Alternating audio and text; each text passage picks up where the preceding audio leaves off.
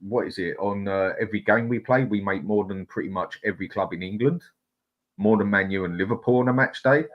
And we do it over, what is it, the majority of big clubs in Europe on a match day. And then we have the events going off outside the club. Then we've got our little go-kart track underneath us. We've got to deal with the NFL. And then we're also building the hotels. So the price of the club, what Levy has done an excellent job, is just going to go up and up and up and up. So the shares are just going to go up as well. So if she's just doing it for the shares, which I could see it in that, Spurs would be a sensible thing to put your shares in, because even though that we just do nothing on the football side of it, which we don't even deserve to be ranked in the top 30 teams in the world as far as I'm concerned, or even top 50 for what we failed to do in 30 years. What is it, 2 cups, 30 years? But on the other side of it, we're up there with the big boys as such, purely because of the income that we make. And I suppose on her side, if I was going to stick 500 million in a football club, purely for the money side of it, Spurs would probably be the first club I go to. Spurs is the safest bet. Spurs is the safest bet, but it's not the best bet. The best bet is an undervalued asset. So when Abramovich bought Chelsea for not much, or when Levy bought Spurs for 100 million, but they could see the potential to scale it, they're the best investments. But Spurs, you can't. There's not much more scope for scale. There's room, but not. Well, unless we have a massive new contract with the NFL, that takes us to a completely different level. That will make us the biggest club in the world. You know that. We will be bigger than Real Madrid as a sports business if we go into the NFL as a franchise. No doubt about it. That, now, if she comes in and she knows that's going to happen, makes total sense. But you're better off buying a club like, I don't know, who's in London that's undervalued, a Millwall, a Crystal Palace, because you'll get it on the cheap. Charlton. And if you can turn that into a Tottenham or a West Ham, that's what Levy did. Levy bought the club for 100 million. It's now worth 4 billion. Guys, hold on. When you talk about shares, right? These are private. Well, that's a riskier investment. It's a riskier investment. We must always remember these are private shares, right? These are not listed shares on the stock market or anything. You just can't go out and sell them. Yes, no matter what you do, right? That's okay. Remember I was saying about Ian Lubin? Ian Lubin is a shareholder of Tottenham Hotspur. Remember he was on one of your shows before, Stel, right? Yeah. He told me, right, at the moment, right, what the club value their shares are, right, it's like 55p a share. And there's something like 250 million shares or something like that going around. But it depends what type of shares they are, Eugene. You've got A shares, B shares, C shares, preference shares. So it depends. It depends what type of shares she buys. But the thing is that what I'm talking about, what Amanda is coming into now, I would love for her to come in. Ian can sell his shares. Ian Lubin can sell his shares. But he only can sell his shares to another private buyer. You get what I'm saying? Yeah. Right. Yeah. That's right. Yeah. So he can sell his shares. Yeah. If I was Amanda, right, I would go out there, right, and take up all those shares because, according to Ian, right, a buddy of Daniel Levy holds a bulk of that 13% shares, which is out there. Yeah, probably. It is. And that is, he was saying, the guy owns an airline. I can't remember one of the other airlines. So he said he's a buddy of Daniel Levy who owns the other bulk of the 13% shares. So unless Amanda comes in, I would love for Amanda to come in. You know why? Because she's putting her foot into the door, right, to slowly take over ENIC. That could be part of it, right? And to tell the truth, right, like I was telling Dan earlier, if I'm going to put in 500 million pounds into an investment, right, I would want back a return. You can say not. I'm not just going to sit there and put in 500 million pounds and not have a return plan. Nobody would do that, you know. That's what I can say. But no, you're right. You're right. There has to be a return plan, but the thing is, we don't know what the motive is. What for her to want to buy means the club have tried to sell it to her as well. She hasn't knocked on the front door and said, "Hi, I want to buy shares in your company." I'm sure that the club, to high net worth individuals, have said, "Look, it's been in the news that Daniel Levy's looking for outside investors, right? Yeah. Right. For what? For what? We know there's a big plan to gentrify Tottenham. Housing, cinemas, hotels. Mm-hmm. Are they going to be investing in a property portfolio? Most probably, are they investing in? Have they got inside knowledge of plans to launch the Hurricane Hotspurs in the NFL? Are we about to become a European basketball team? We don't know. We don't know. Like, they keep this shit quiet. We're the last ones to find out. She will know more than us. Otherwise, you wouldn't dare put your money into it. Okay, you got a quick question here, Stel, off Bad Ganasha. Bigger than Real Madrid. Can you explain that again? As a sporting business, if Spurs become an NFL franchise they eclipse everyone. Yeah. Name another sports organization that's got a football club in the biggest league in the world and who's got an NFL team in the only American football league in the world. So you've got a global market of billions, then you've got the NFL global market of billions, two of the biggest sports in the world, and you've got a club in both. That's bigger than anyone as a business. Does that make us a bigger football club? No, because we don't win anything. But as a business, we become unreal. We become we are the biggest in the world. Yep, true. And after that, most probably we'll get an NBA team in, and after that we'll get the baseball come in, right? And then we'll rule the world and still win nothing. If Spurs, probably. If Spurs launched an NFL team, I'll tell you exactly what will happen. Within 5 years, Real Madrid will launch an NFL team as well. That's true. Yeah.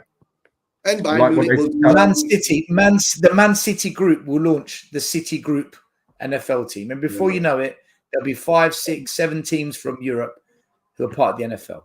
And the NFL will love it because they'll tap into the football market, the soccer market that they don't really touch. And that market is bigger than the NFL. The global football market is bigger. But the NFL, the money in the NFL is bonkers. Mega money in the NFL. But it's like what you said, but the biggest sport on the planet, money-wise, overall, is football. It is actually bigger than NFL. NFL is the second. But the money they put into it as well, we get into that as well. Dan, I just want to clarify on this. Stupid. Go on. The global football market is bigger than the NFL, but the NFL league is bigger than the Premier League. That's true. The money. Yeah, that's basically what I'm saying. In terms of leagues, the football, they're bigger. Yeah, the football world is the biggest sport on the planet. Yeah, easily. Basically hands down. Not even a contest. Right. So last point I'm going to get to because somebody wants to use the kitchen. I've seen it coming up for a couple of days now, and I must admit this is pissing me right off to the extent that if this happens, I am not going to be a happy person. Locatelli. Now, Tony Rodriguez, who 9 times out of 10 comes on here, has been saying for a long time Locatelli is a player he'd love to go for. I always agreed with him, but I said not a chance. Juventus ain't going to let a player like that go. It looks like they're letting a player like that go. And his price is meant to be between 20 and 35 million. So let's just say 30 million for the sake of a couple of million. The offer is there for the taking. And it looks like Man U have stepped in and are putting in an offer for him.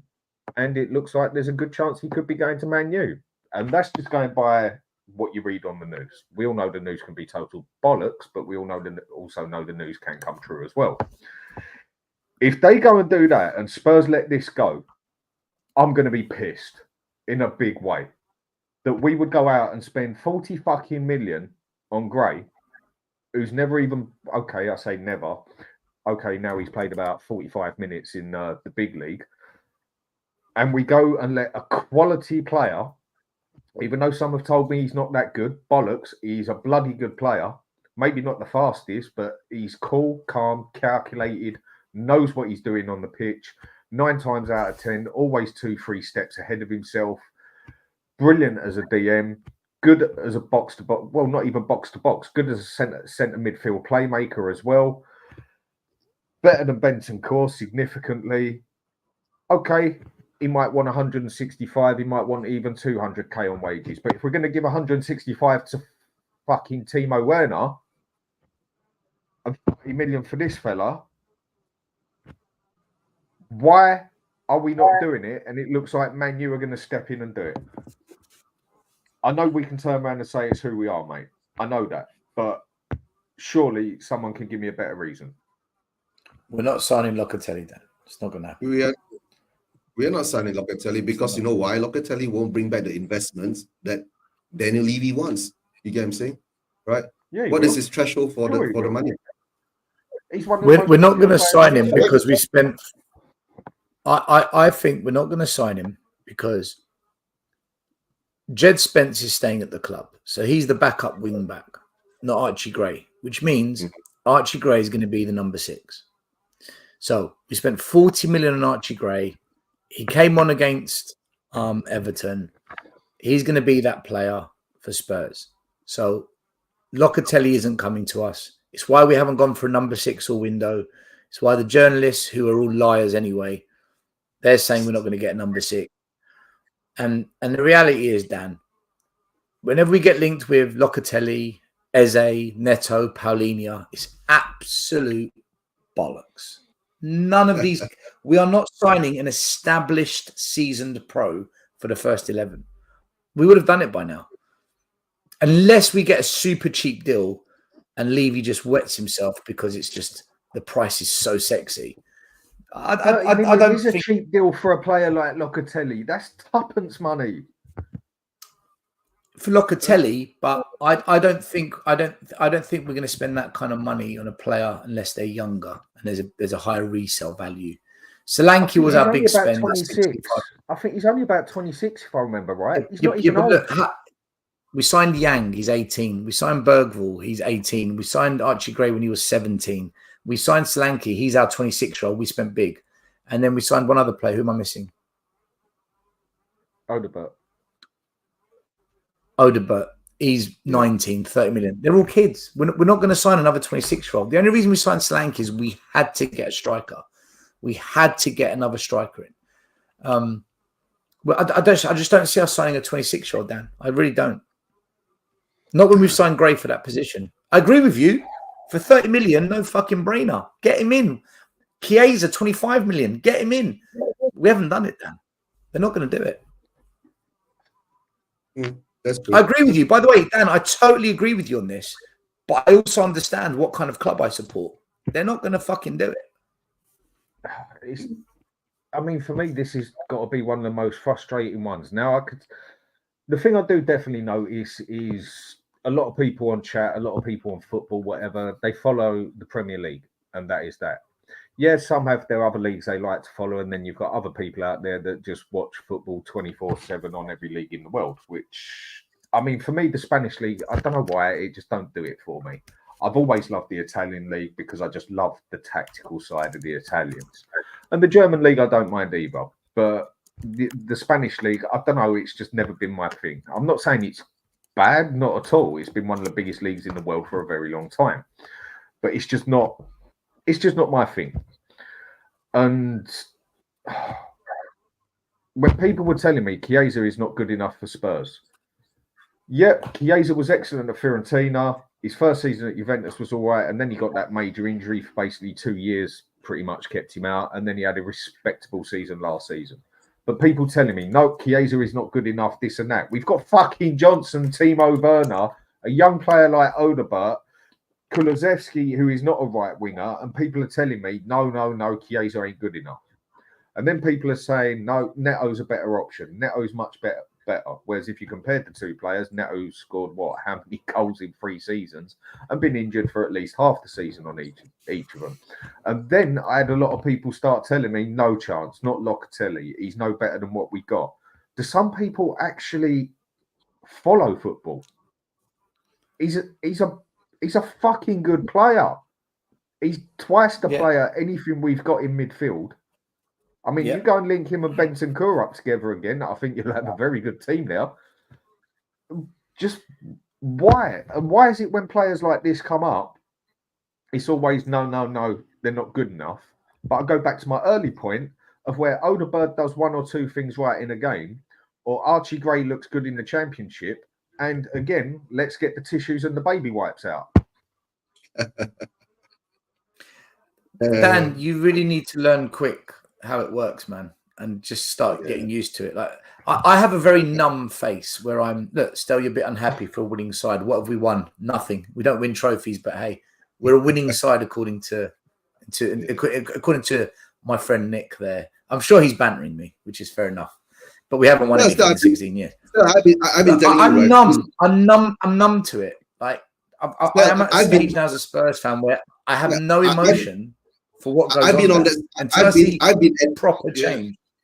Yeah, I've been at that level, right, for the past 2 years. Still, remember I told you I'm Zen, right? It is what it is, right? This is what Spurs does, right? And we've been seeing this repeating over and over again. We don't move forward.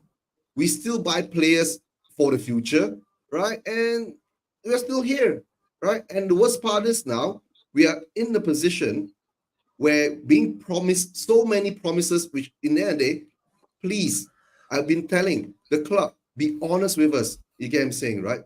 Just tell us what you guys really are doing. That's all I'm saying, you know. But Ange lies to us, the board lies to us, the club lies to us, and we just suck it up. So I'm numb to it for the past 2 years. Look, I am not going to get excited over playing Leicester City and Everton, right? I sat in that stadium, and in the second half, I looked around me, and most people were doing this. They were on their mobile phone, right? Me too. So Candy Crush time. I'm not enthusiastic. I'm not excited. I'm not optimistic because I've seen it all before. We've got Newcastle, Arsenal, Brighton, West Ham, Man United coming up. If we win those games, I will change my tune like that. But if we don't, I'm coming for everyone. Like Dan, I'm going to unleash. You think I'm unleashing now on social media? You haven't seen anything yet. No. I want to see some of these big games before I dig deep.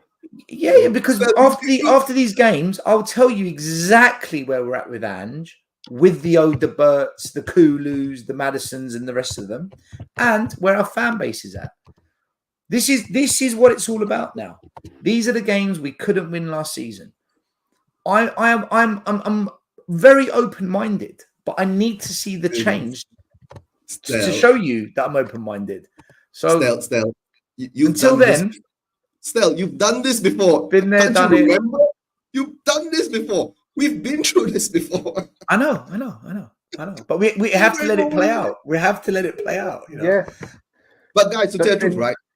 I would really love, right, for us to actually beat and win all our next 6 games, right? That will make me really happy. And that will show me that we've moved forward to a certain extent. But that will give me PTSD again because last season, the first 10 games of the season, where were we? We were top of the league.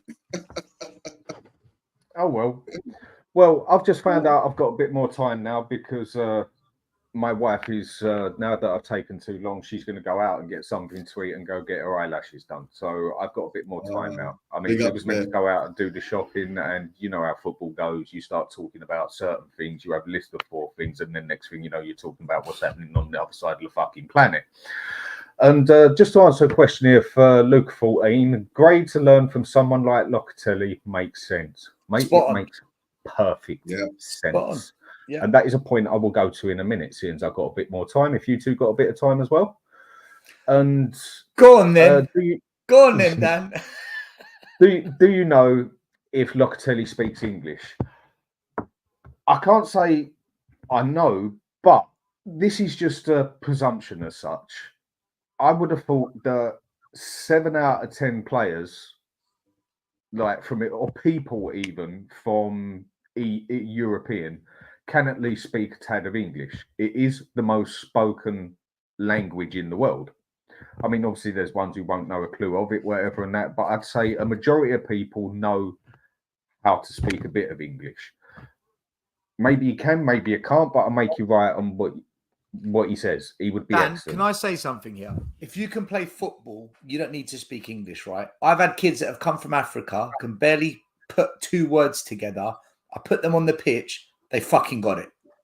Right? They just got it. Right? If you can play football, you don't need to speak the language, because just an eye gesture or a hand gesture, that's enough to communicate on the pitch. It's football talk, isn't it, basically? Yeah, if you can kick that's ball, all you got to do is scream something out loudly, whatever you scream out, and point over there, basically. You're saying, kick me the ball over there, isn't you? If you've got a good first touch, if you can spot a pass, if you can strike a ball, if you know how to play a 1-2, if you can take on a man, you can do it in any fucking language, and everyone can look at you and say, yeah, I get it. He gets it. And right. But guys, don't forget, right? Udogi used to play in the Italian league, right? So we have a translator there. Yeah. When a referee shows you a red card, you fucking know what language it is. You know what a red card is. Right, and Daniel Fields, obviously a comment to me. You sounded like Danny Dyer then. Mate, it's something I've been accused of 4 times. But I'll tell you one thing, mate. You do have a bit of Danny Dyer about you, man. You do. I get told that. I've been told that since younger. But one thing I will tell you is, I'll go back years before I got with my wife 10 years ago. It does have its advantages. Because one thing I can tell you, when you're on holiday in Zante, Malia, places like that, I would never, ever go again. But anyone who's been there will understand what it's like now. If you can't get laid there, you're just fucking ugly. Simple as that. And as soon as Northern birds would hear a London accent,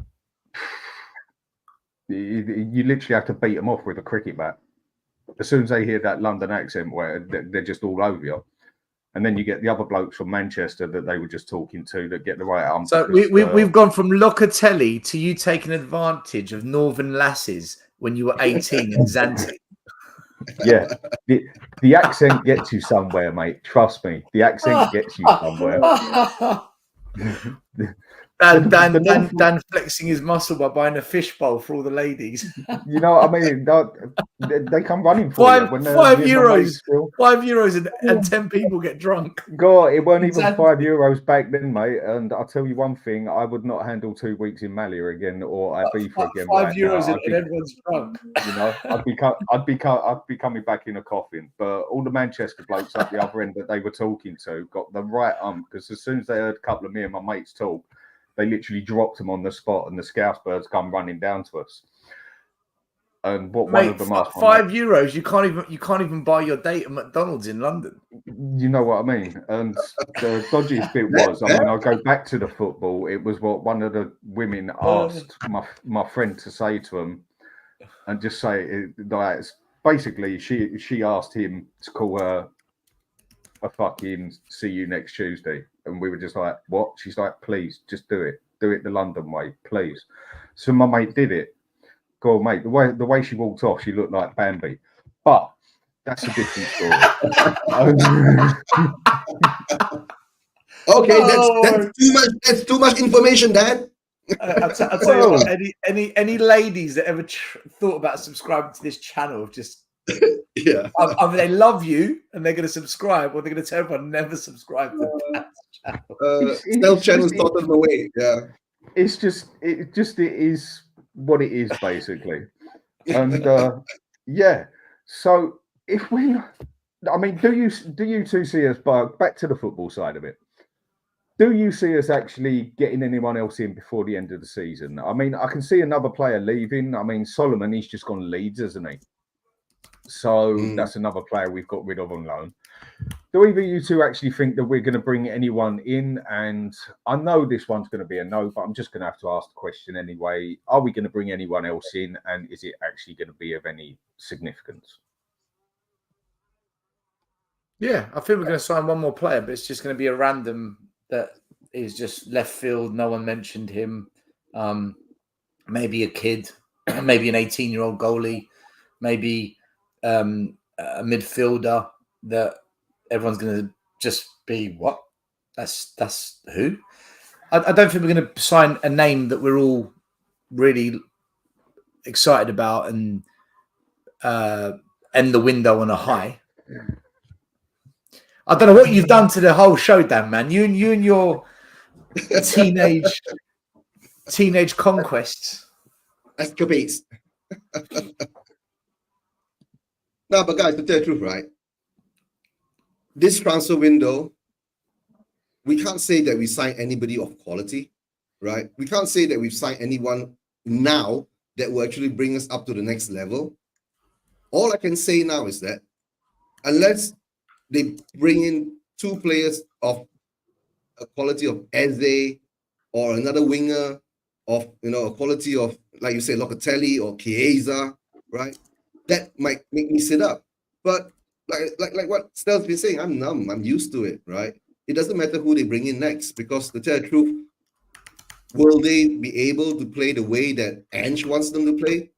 Right? Because I don't see the type of players that are available out there that actually can play the Ange ball that we want to play, right? And I was so worried, right, on Saturday when VDV, did you see that knee being stretched? Yeah, when he went down. And I was like, oh my God, he should go off, but he played on. And when he made that run right through the center of the Everton defense, I was going, wow, right? But let's see how long he can last, right? We need another player that can do what VDV does, actually come back and cover whenever there's a high ball over the top. That's all I say. We need that quality. But will we get it? Let's see. With the next games we got coming up, I mean, there's some tricky games we definitely got coming up, isn't it? And I think this is going to really show, has Ange adapted? Can Ange adapt? I mean, have our players improved? Are our players good enough? I mean, what are the next games? I haven't got it up here. I mean, I know we've got Brentford, I know we got Newcastle, Arsenal. Alex, how are we doing, mate? Hey, big up, Alex. I'll tell you now, we've got Newcastle away, Arsenal at home, Brentford at home, Man United away, Brighton away, West Ham at home. So 5 of those teams are top 10 teams. These are the games that last year we were a disaster at. In fact, we haven't won a top 10 game since December 2023. No, we haven't. Done.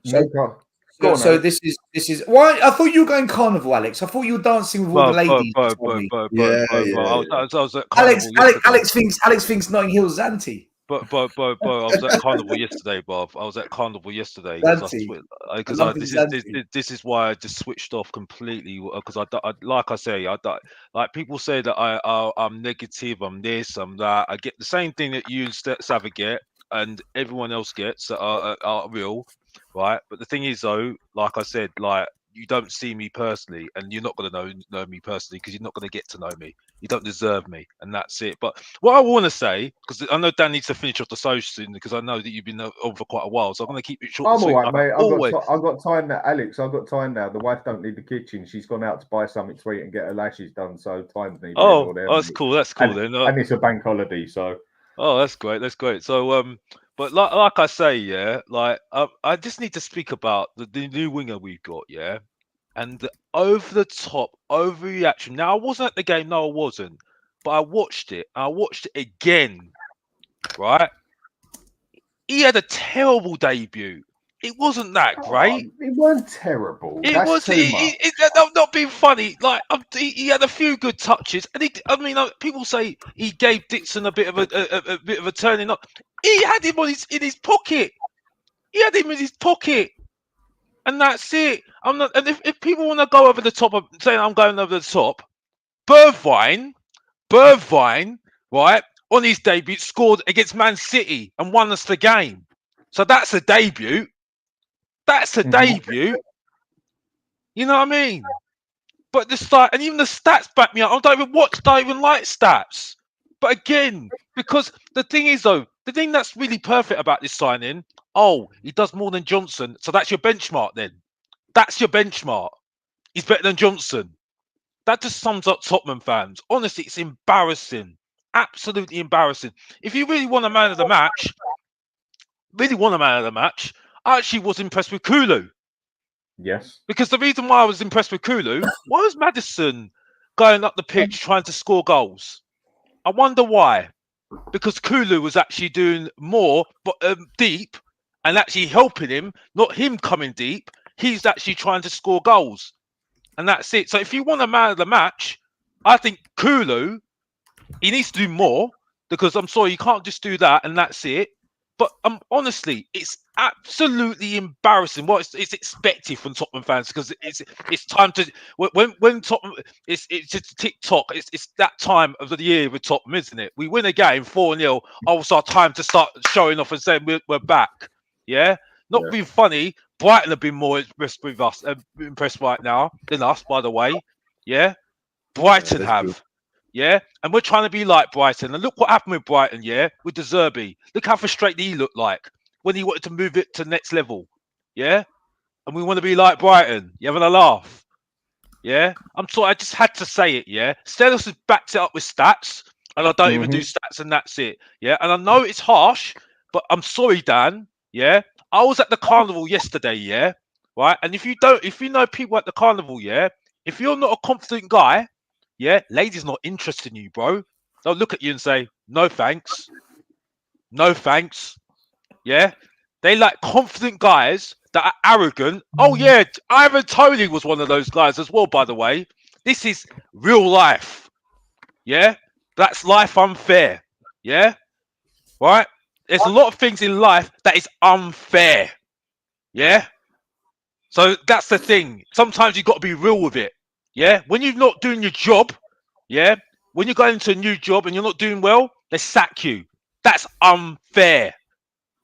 Yeah, so don't talk to me about being unfair, because I know what unfair is all about, and that's it. And that's all I need to say, and that's it. Mr. Box Office talking the truth again, because we're doing it again. Back to you, Dan. I'm done.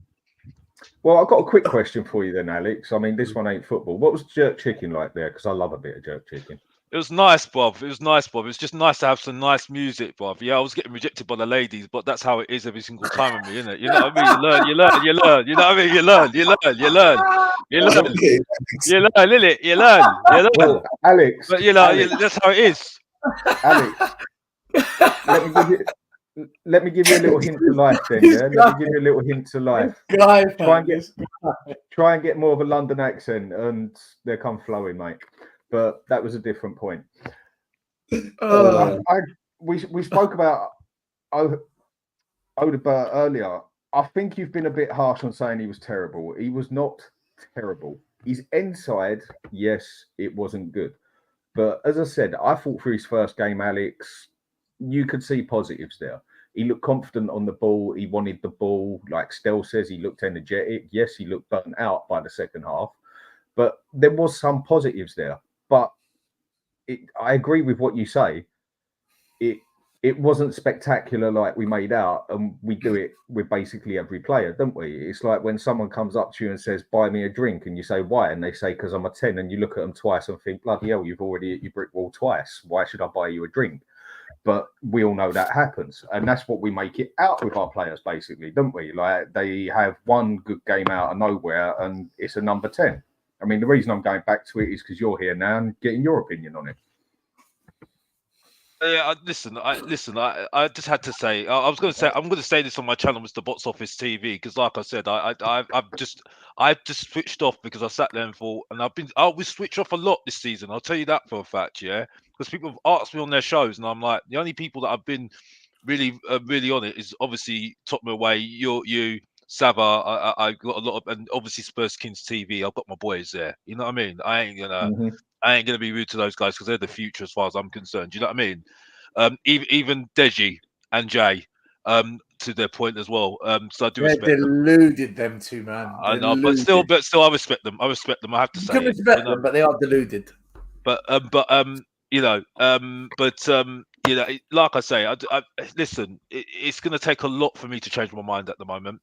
You know what I mean? I saw someone on Sava's show yesterday, and he really spoke really well, fantastically well, and it was a great debate to watch it. Yeah, and I think this is where I love Sava, because he does some great debates. I've told the Ben guy. I've told it. I've messaged him and told him to. I've told him as well, and I hope he comes on again, because we need more people like that.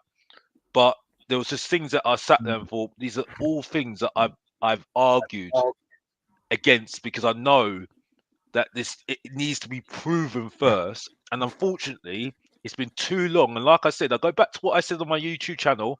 Thank you to everybody who's watched the channel and give me the views. Thank you. I do appreciate it. Right. But I said we've been building since 2008, since we won the trophy. One day Ramos. We've been building since then, because the last time we won a trophy. Right. We've not been building since Pochettino. No. Because I love that guy, yes. We never won anything with Pochettino. So no, we I'm didn't. sorry. You cannot say we cannot say that we are building. We were building when we've been building since 2008. And how long is that? It's embarrassing. And we are more. Leicester City are more decorated club than Tottenham Hotspur. Yeah, Wigan have won the FA Cup before Tottenham for a long, and we haven't won anything since then. And I would say this, I'll leave it this, right? Why in 1991 was the worst time of Tottenham's history, right? Wherever we won that trophy, that FA Cup, it was the worst time in Tottenham's history, and we still could win an FA Cup. So what's the excuse when we've got a great stadium, money's rolling in, we're looked as the club that's run the best according to the public now, in the news now. So what is the excuse? What is the excuse when that was the worst time I've heard from Tottenham fans? That was the worst time being a Tottenham fan whenever we won the FA Cup, 1990, 1991, yeah? And we still won an FA Cup, yeah? And don't tell me because he had Gary Lineker and Gascoigne in our team, because, that just shows you why I call Harry Kane a loser then. Because it just shows you that stars get you over that line. And that's all I need to say. Truth hurts. I'm sorry. I'm only going to speak truth. And that's it. Back to you, Dan. I'm done. Right. Can I? Alex, one thing I just want to put here is Paul 123. Arsenal are better than Spurs. No shit. The only really? reply I can give really? you to that, mate. No really, shit, Sherlock. News. That is the only thing I can say to that, mate. Take it as you wish, but no shit, Sherlock. You're definitely on form today. Aston Villa played well against Arsenal, but Arsenal didn't play well, and they still got the job done. Yeah. That just sums it up perfectly. Hotspur hit the nail on the head yesterday, right? He does a lot of the time. I do like a lot of messages that Hotspur makes. He does hit the nail on the head quite a few times. Go on, I agree with pretty much everything he says except for the Heung-min Son. That's anything I disagree with him on. But he hit the nail on the head. You go back 20 years, we had Martin Jol as manager.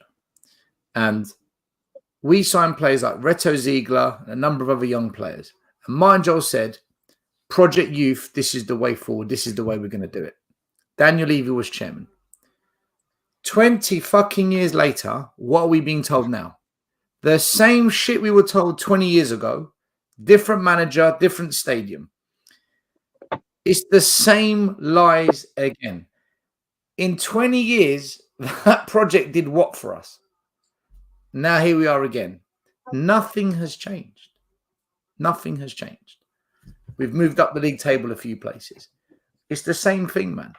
We refuse to buy proven talent. If we sign Archie Gray, Bergvall, Phillips, fine. But make sure you sign Eze, Zubimendi, and Ivan Toney at the same time. But we don't do that. We don't do any of that. Right, James, how are we doing, mate? Hi, James. I'm good, mate. You? Same shit, different day, except Spurs won, didn't concede a goal. So I know it's something we've already all spoken about, but obviously I want your opinion on this as well. The game yesterday, how do you see it? What did you see yesterday? I thought we did well, to be fair, and I think Ange deserves a lot of criticism for last season. But one thing I will say is I feel like we look better attacking set pieces and defending set pieces. I think he's obviously been working on something in that respect because we do look better. James, can I ask you a quick question? No. Cool. Just ask anyway, mate. To you, Dan. Yeah, I'm done. Yeah, go on. I'm going carnival. No.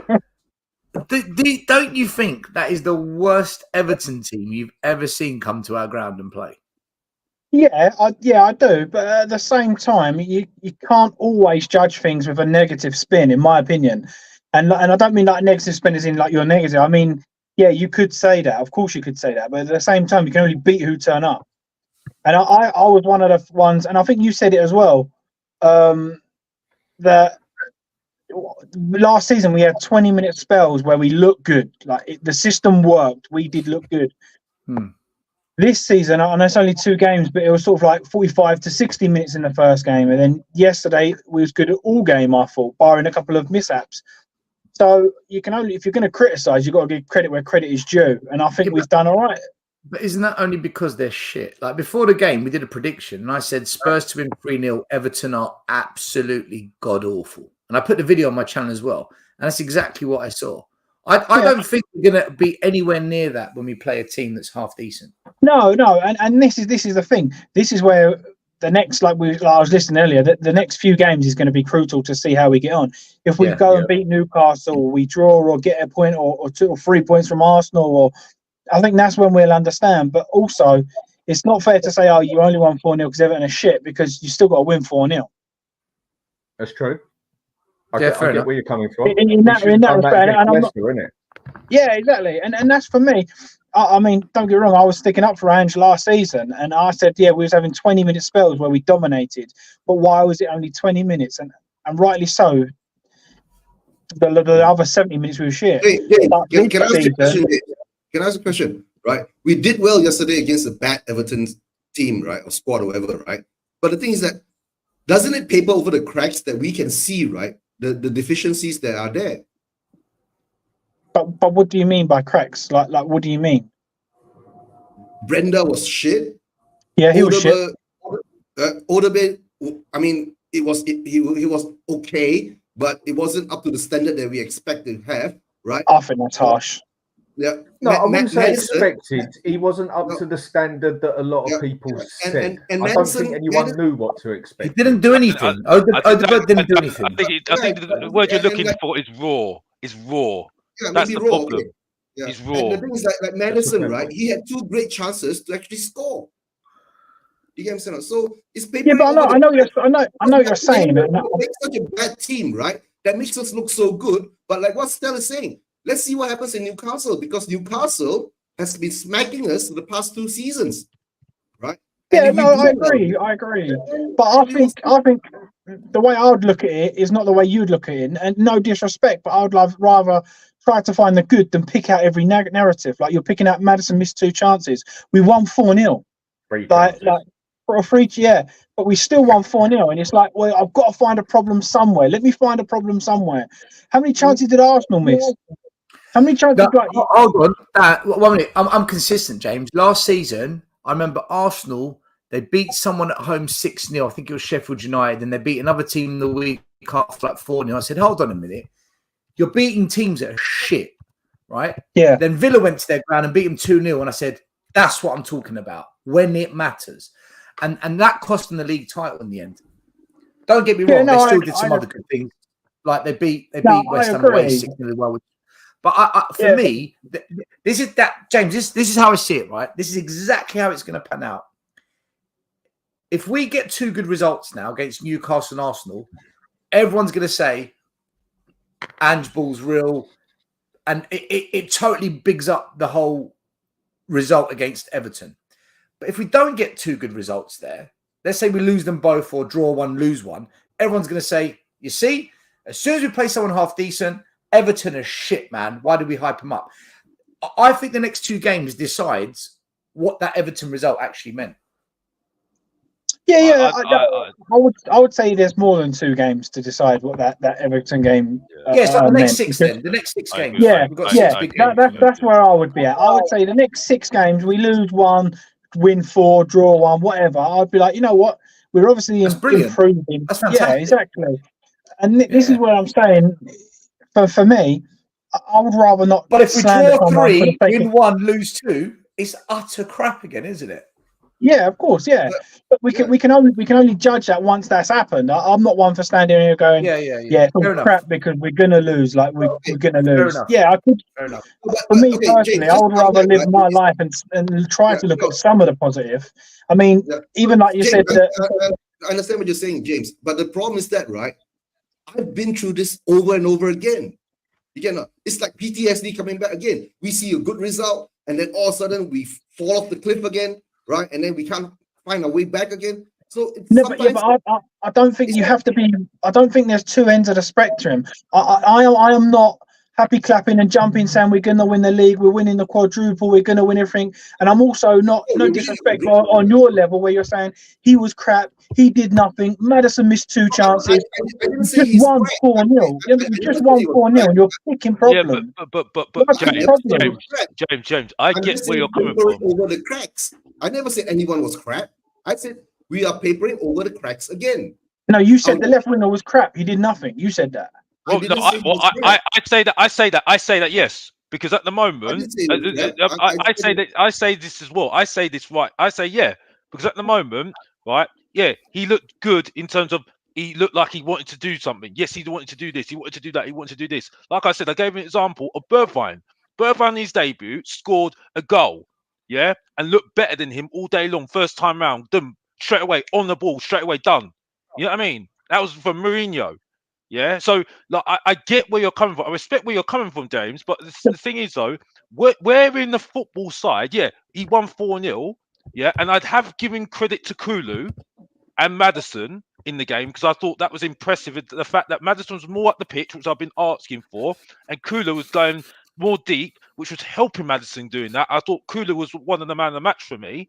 Right, I have given credit to Romero and Van der Ven, who look better up front again. Our defenders look better than our forwards again, which is embarrassing as well, right? But I'm sorry, Alderbert, right? For me, and like I said, life is harsh. It is harsh, right? Because we all know life is harsh, right? If you're gonna play for a big team like Tottenham, you've got to show a little bit more than that.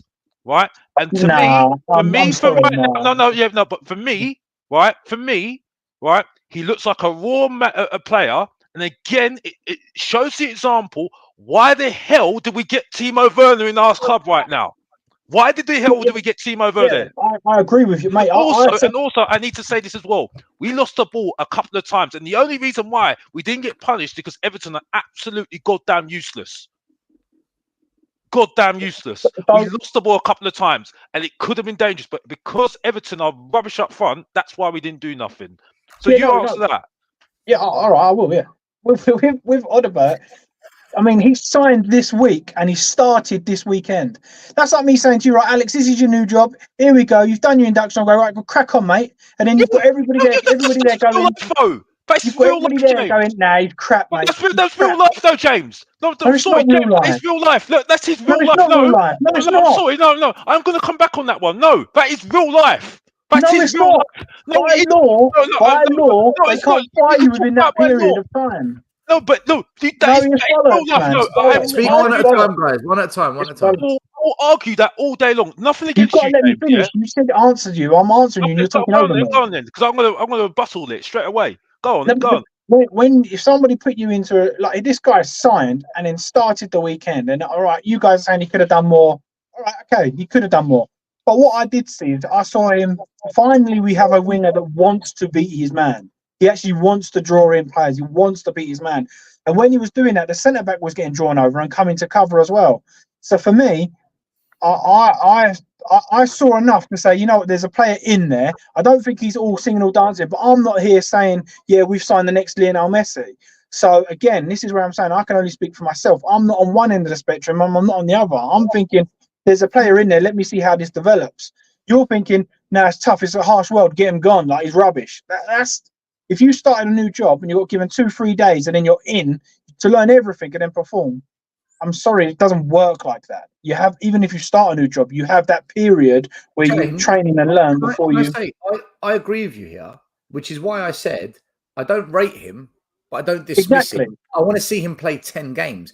Where I had to lay down the law online was where there were people on big channels saying he's magnificent, brilliant debut, sensational signing. And I asked the question, what did he do? And when they try and answer it, I'm like, but he only had 2 successful dribbles out of 6. None of his crosses were accurate. All his shots were off target. He had no passes to a Spurs shirt in the box. So tell me what he did other than show confidence and demand the ball. That's the point I'm making. But hold on, Alex. This is where I disagree with you a little bit. Yeah, but I don't think you should destroy him. No, I'm not destroying him though. Because I'm not destroying him. I'm not destroying him though. You did because you said life's tough and life's hard. Yeah. But I'm not destroying him. 10 games and then decide. We shouldn't blow him up. We shouldn't make out he's great, but we shouldn't say. But I'm not. But I'm just going back on what I said. But Silas, people didn't do that. Nobody waited to see. Everyone just made a decision. Either he's brilliant. Silas, my point is, which I'm being harsh. I'm being harsh because I've got my standards, right? And regardless whether he comes in or not, right? Yeah. If you're gonna be up there, right? And this is why I say we needed players with arrogance and swag, right? Because they're gonna get criticised and they need to get used to it. The first couple of games they played, bro. What? Hyunmin Son and Dennis Bergkamp was shit in the first couple of games. This is the point. This is the point. This is the point I'm making, though. This is the point I'm making, though. I was different to when I was then to when I am now. Now I see how it is now with Tottenham now, and where we supposedly want to be at the moment. You've got to be harsh to get to that level at the end of the day, okay? And unfortunately, I'm not harsh saying this, right? Because in real life, yes, sometimes you have 3 days. Harsh from day one. Yeah. Because unfortunately, owners only, and this is real life. This is real life. Unfortunately, when you've got temporary jobs or whatever in life, right, you've got only a few days to impress. You've only got a few days to impress. If you're not that great, you've got money in you. Bye, out the door. You know what I mean? So I'm sorry. Life is very, very harsh, especially now. The word I think the word I would kind of come back at you at is it's called a probational period, and this is what you need to give this guy to see if he's any good or not. If you start a new job, you have a probational period. James, you don't come in and get fired after the third day. James, this is London, not North. Yeah. But guys, hold on. I gotta make a move. I just got back from work while doing the show in the car, all the way back to my room. Number one, James, I didn't say Odebear was crap. I said Brenda was crap. Right, I would give Odebear a chance. Right, he has potential. He's raw. Right, and as guys, have a good show. If you're still on later, after I finish all my things, I'll most probably hop on again. Everyone, take care. Big love to all you guys. Big up, mate. But this is nothing against you, Bo. It's a big up, Bo. Yeah, big up, Bo. But James, it's nothing against you, Bo. I wasn't having a go at you. It's not having a go at you. It's just I'm passionate at the moment, and that's the way I am. I'm not anybody's talk. And by the way, thank you for having this opinion. By the way, because at least I can banter, have an argument about it. I don't mind. And by the way, someone in the chat, Robert, big up to you, bruv. And you're not having a go at me. It's great. I agree with you about Tony. He has overestimated himself with the wages. He has absolutely done that. He has done that. Because when I said I wanted Ivan Toney, I said if he wants big wages, forget it. He needs to prove himself. So you are absolutely spot on. You made a very good point there. Big up to you, bro. You know what I mean? So, but it's again, I'm not going to let it go with Tottenham these players at the moment and the manager and everything else, because at the moment they need to show it to me, James. I'm sorry. No, I agree. I agree, mate. Listen, James, I agree. But I agree. You're right to have this opinion, but I'm not having to go at you being positive and everything else. I need a football opinion back to say why. That's all it is, Alex. This is why I don't mind doing the channels, mate. Me and Dan have disagreed on loads of things, but it's cool. I like listening to someone else's opinion. For me, I can only judge me. So me is me. And I get it, because Stell gets abused from everybody. I get it. Stell gets Levy-inners. Like I get that side of things, why he naturally takes that defensive stand.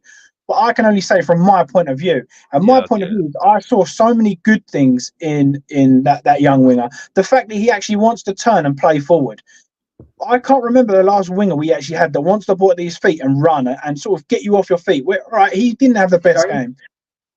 I totally agree with what you're saying there. Sorry to interrupt you. No, you're cool. What you're saying there is exactly what I saw in the player. His end product, it was shit. Yeah, I agree. But He's 19. It was his first game, but he has got Premier League experience. But he actually looked like he could do something with the ball at his feet.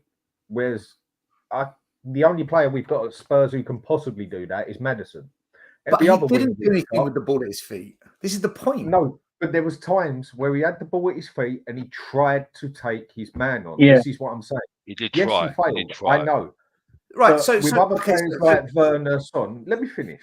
The other player, or how is it they say it? Let me drop, man. Let me drop. Yeah, bro. And with that, he attempted to do it with his feet, not just doing what others do, kick it past them and sprint, basically. And he was also screaming for the ball all the time. He wanted the ball. He wanted to try and do stuff. No, nothing didn't particularly go right for the man. Not at all. But Alex, I feel you're being extremely harsh when you say he was terrible. Now, if he would have already been playing at Spurs for 6 months or a year and that, you could turn around and say that was fucking awful. Agreed. But he hasn't. And he is 19. I liked the attempts that he made.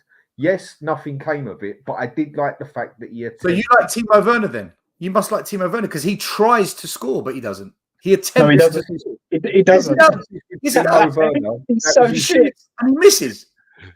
But he tries, right? I think the problem is... There's difference. You could see natural ability. Because you could see natural... I've never seen Timo Werner get the ball at his feet and look comfortable as in, I'll try to beat my man here. All he's got is a little flick and run. That's it. I think the problem is,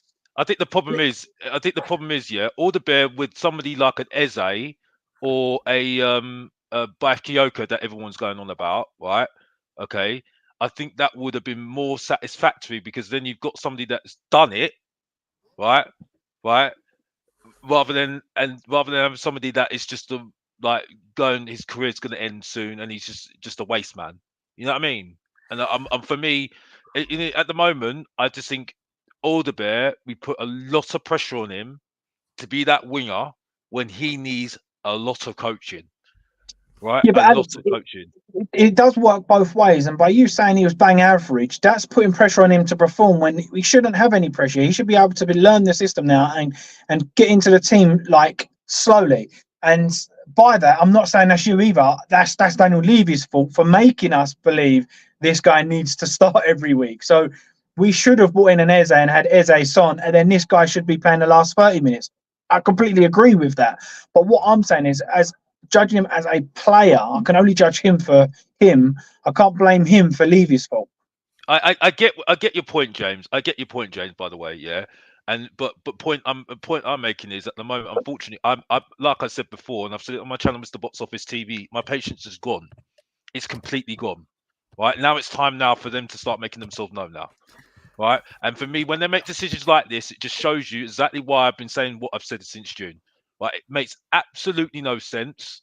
Right, and for me at the moment, and unfortunately, I'm just someone that looks at it black and white.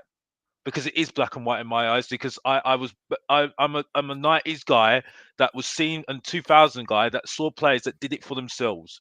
Right, they were getting past them, and it was a standard. It was a standard. Yeah, they'll be angry with themselves if they weren't doing it. Yeah, but that's not his fault, though, is it? Your anger needs to be directed completely to somebody else. Regardless, he wants to do that though. Because the thing is, though, I'm being harsh because I'm sitting there saying, have you got the metal? Have you got the know-how to say, I'll show you? I'll show you. You know what I mean? Not cry like a little baby and just cry in the corner, right? I'm saying, well, I've got the arrogance. I know I'm good. I know I'm good. Yeah, but we can't judge that in 60 minutes. That's what I'm saying. You can't judge that in 60 minutes. You've only got. Sometimes you've only got. We can't say he's brilliant and he's exciting and he's magnificent. No, but this is where I'm saying. I'm not saying that. Window. You've got sometimes you've just got that window. You've got that. This is the thing. Sometimes you've just got that window, right? And I think the thing is though, in big clubs, you've only got that small window. Right, I don't know. He started him, Alex. I think he's going to start games. This boy. But I'm just saying for big clubs like Man United, your Man United, your Man Cities, your your top clubs, even in Europe, yeah, you've only got that small window, right? And they say, okay, show me what you got. Show me what you got, yeah. Alex, we're not a big club. We had Eric Dyer for 10 years, bro. I know. Well, that's why. It's so true. For you, Dan, I'm done. James. Treasure this moment. Treasure this moment, James. Ben Davies is still here. James, treasure this moment. Treasure this moment, James. James, treasure this moment. I agree with you. Yeah. Treasure this moment. Don't get used to it. Yeah. Treasure this moment. Yeah. Let's go carnival together. Fuck this shit. Let's go. No. But yeah, go on. I think another way you got to see this, though, yeah, is I know a lot of things in. I don't think it's quite as black and white on what you're saying. Yeah, you got to remember this is 2024, and it's not just football, but the world is rainbows. Yeah, it's just the way it is now. Exactly. Yeah, very rainbowy. So there's definitely more colours in it. We don't mean it by anything else, by the way. Everyone. That doesn't mean by at that point. It means everyone. For everyone, by the way. Just so we know. Because unfortunately, rainbows. Can I? Like, do you know what? I think. There's a lot of rainbows, though, Alex. There's a lot of rainbows, mate. There's a lot of. It's all different dimensions. Yeah, true. I think this is getting misconstrued, right? I'm treating Odegaard exactly how I'm treating Gray and Bergvall and Phillips and all these other young kids we've signed. I've made it very clear. I want to see them play in a Spurs shirt for at least minimum 10 games before I even begin to tell you what I basically think about them. I'll let you know at the end of the season. After 2 months of Johnson, I said, this guy's shit. By the end of the year, I said I want him out. Now everyone's seeing what I saw. I'm saying the same here with these kids. I don't know. From what I've seen of Bergvall pre-season, I think we might have unearthed a gem, but I've got to see him do it in the Premier League. With Gray, I really don't know. With this kid, I've got no idea about Odegaard. I'll let you know after 10 games. I'll let you know by the end of the season. But what I'm not going to do, and it's not what James did, but what a lot of Spurs fans did yesterday, and I put it on my channel, and I played the videos because I clipped it. Magnificent, brilliant debut, sensational find. I'm like, what the fuck are you talking about? There was no end product. How can you go from there to there after doing nothing? Right? Has he got energy? Yes. 1 minute. James, hold on. Has he got energy? Yes. Has he got confidence demanding the ball? Yes. Is he a young age where he can be coached into a good talent? Absolutely. But is he there now? No. All I said was, I want to wait and see what happens before I speak on this guy. But I'm not going to listen to Spurs fans waxing lyrical on day one. That was bonkers. But that's what happened, James. So many fans were just like, we've got the Messi that we wanted. They're putting pictures of Aaron Lennon and Odegaard saying, he's better than Lennon. What fucking planet are you on? Based on what? That's where I lost it. But, I agree. Look. I haven't got a decision yet on him. I haven't made up my mind at all because I haven't seen him play. No, listen, I agree with that. I think, even though I think you're a bit extreme one way, I think they're obviously the extreme the other way. Do you know what I mean? Like, I think you need to be able to judge a player for what you see, not what you think they're going to become or what they're not going to become. You need to judge what you see, like here and now. And that for me is why. I mean, you got to understand from what did you see then? What did you see, James, other than lots of energy and give me the ball? Well, I thought the ability for him to actually take the ball. I think the ability to play football with your head up is a thing that we haven't had for a very long time. He actually wanted the ball to feet, and he was always looking up to see, all right, can I beat my man? Can I lay the ball off here? Blah blah blah blah blah. Like, I did see glimpses. He's confident. I agree with the confident thing, but you've also he wants to beat his man. The style of play that he plays is completely different to a Timo Werner or a Brennan Johnson or even a Kulu. Brennan Johnson wants to beat his man, but he can't. Yeah, but Brennan Johnson thinks he wants to, but I don't even think he knows. Yeah, like you're saying, I think every player wants to beat the man, but you got to do it. And Odegaard failed 66% of the time. So this is what I'm saying, James. I think. Do you know what I think's happened here? I think because we're so starved of anything decent up front, this kid's come high energy, giving it a go. Like, oh please be the one, you know. And I think I agree. No, 100% I agree. But that's where, for me, again, I can only speak for myself. Those people that are fucking comparing him to Messi, and that's just nuts to me. That's just nuts. Crazy. There are, in my opinion, I know this is going to sound stupid, but I don't think there's many people that actually sit in the middle. I think there's extreme in or extreme out or extremely positive or extremely negative. For me, I've always been like, when I see what I see, I'll make up my own decision. People were saying about Son, like now I've seen tweets and stuff. Yeah, the Son's legs are not got, or the Finnish Son keeping up with the fastest player in the Premier League or something like that. And I was like, man, you're just fucking asking for it. Like you're just asking for it.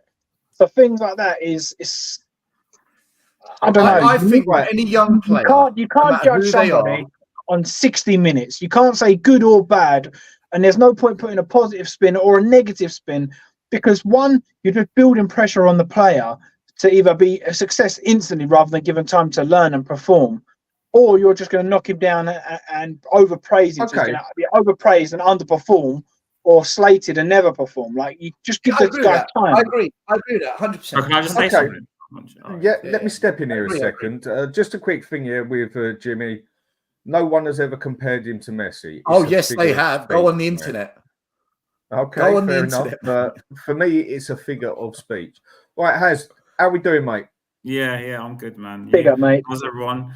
So I've been watching a bit of the stream. Obviously, talking about Odobert, I just want my take on it first. So I went to the game. I thought he did all right, just as like a summary. So he wasn't shit. He wasn't amazing. He did all right. Agreed. But, I'm going to just chime into what you and Stel said about like that we've been starved of someone. And I think this is just a symptom of our fan base. So we see someone half decent or average, as Alex loves to say, bang average. And then we just praise them to the hill because we've had so many shit players. Like, you look at our wingers, got Werner, Johnson, who can't hit a barn door. And as soon as someone half all right comes in, everyone just loses their minds. I mean, like Stel said, the Messi comparisons. And in his defense with Odobert, he's 19. He shouldn't be under this much pressure. Even at a club like Tottenham, really, he should be coming in on the back of, say, like a Kvaratskhelia or like a Rafinha or someone else with him, because at least then you can like ease him into the team, like, you know, City do with Foden. So in that sense, like, I can't defend him. But at the same time, Alex is right. Like, it's unforgiving league. So if you get your chance, you either have to take it or you might just be thrown away, right? So this is basically his chance for the big time. As Spurs do, they give these young players a chance, and if they succeed, they might go to a bigger club. I hate to put it that way. No, they don't usually give the young players a chance, That's the fucking problem. Yeah, like, I don't want to give him a chance. He wasn't my choice, but it's just the way that our bloody club runs. So we just buy young players, and you know, they become half decent. They might get a move. They might stay for 10 years and be shit like Dyer. But like, you know what I mean? It's just the way the club works. But on himself, like, I'm with Stel in the sense that you need to give him 10 games. But what I want to see is end product. It's all well and good getting the ball and trying to take on a man and not doing it or half doing it. But what I didn't see yesterday was any crosses, any successful crosses, anything, you know, amazing. The only cross he did, he put it over the crossbar, didn't he? By about 10 foot. But it was all right. In fairness with that, there was no crosses really going in yesterday because Son was up front. If you notice the first game of the season when Solanke was in the front, Porro must have put in God knows how many balls into the box. He was trying to look for Solanke in there. And in fairness, that for me was where Solanke fouled his first game. You could criticise him in his first game for not making the most of those crosses that Porro put in the ball. So I think, again, this is where we need to give him time. Like what we're all saying, you have to give him time because next week it could be him on the right, Son on the left, and then Solanke up front. So then you've got a focal point. You could give potentially a 1-2 or link up play or vice versa. And then I agree with you, mate. Like, I want to see end product. I just think that we need to sort of give people time. And like you're saying, we are getting overhyped over one player, or some people are getting overhyped over one player. But again, that's where I'm Levy out. Like, I'm happy to say I'm Levy out, but I give these players a chance. Same with Ange. I know people are criticising Ange, but if we fire Ange and bring someone else in, we're only deterring the problem from the person it should be at.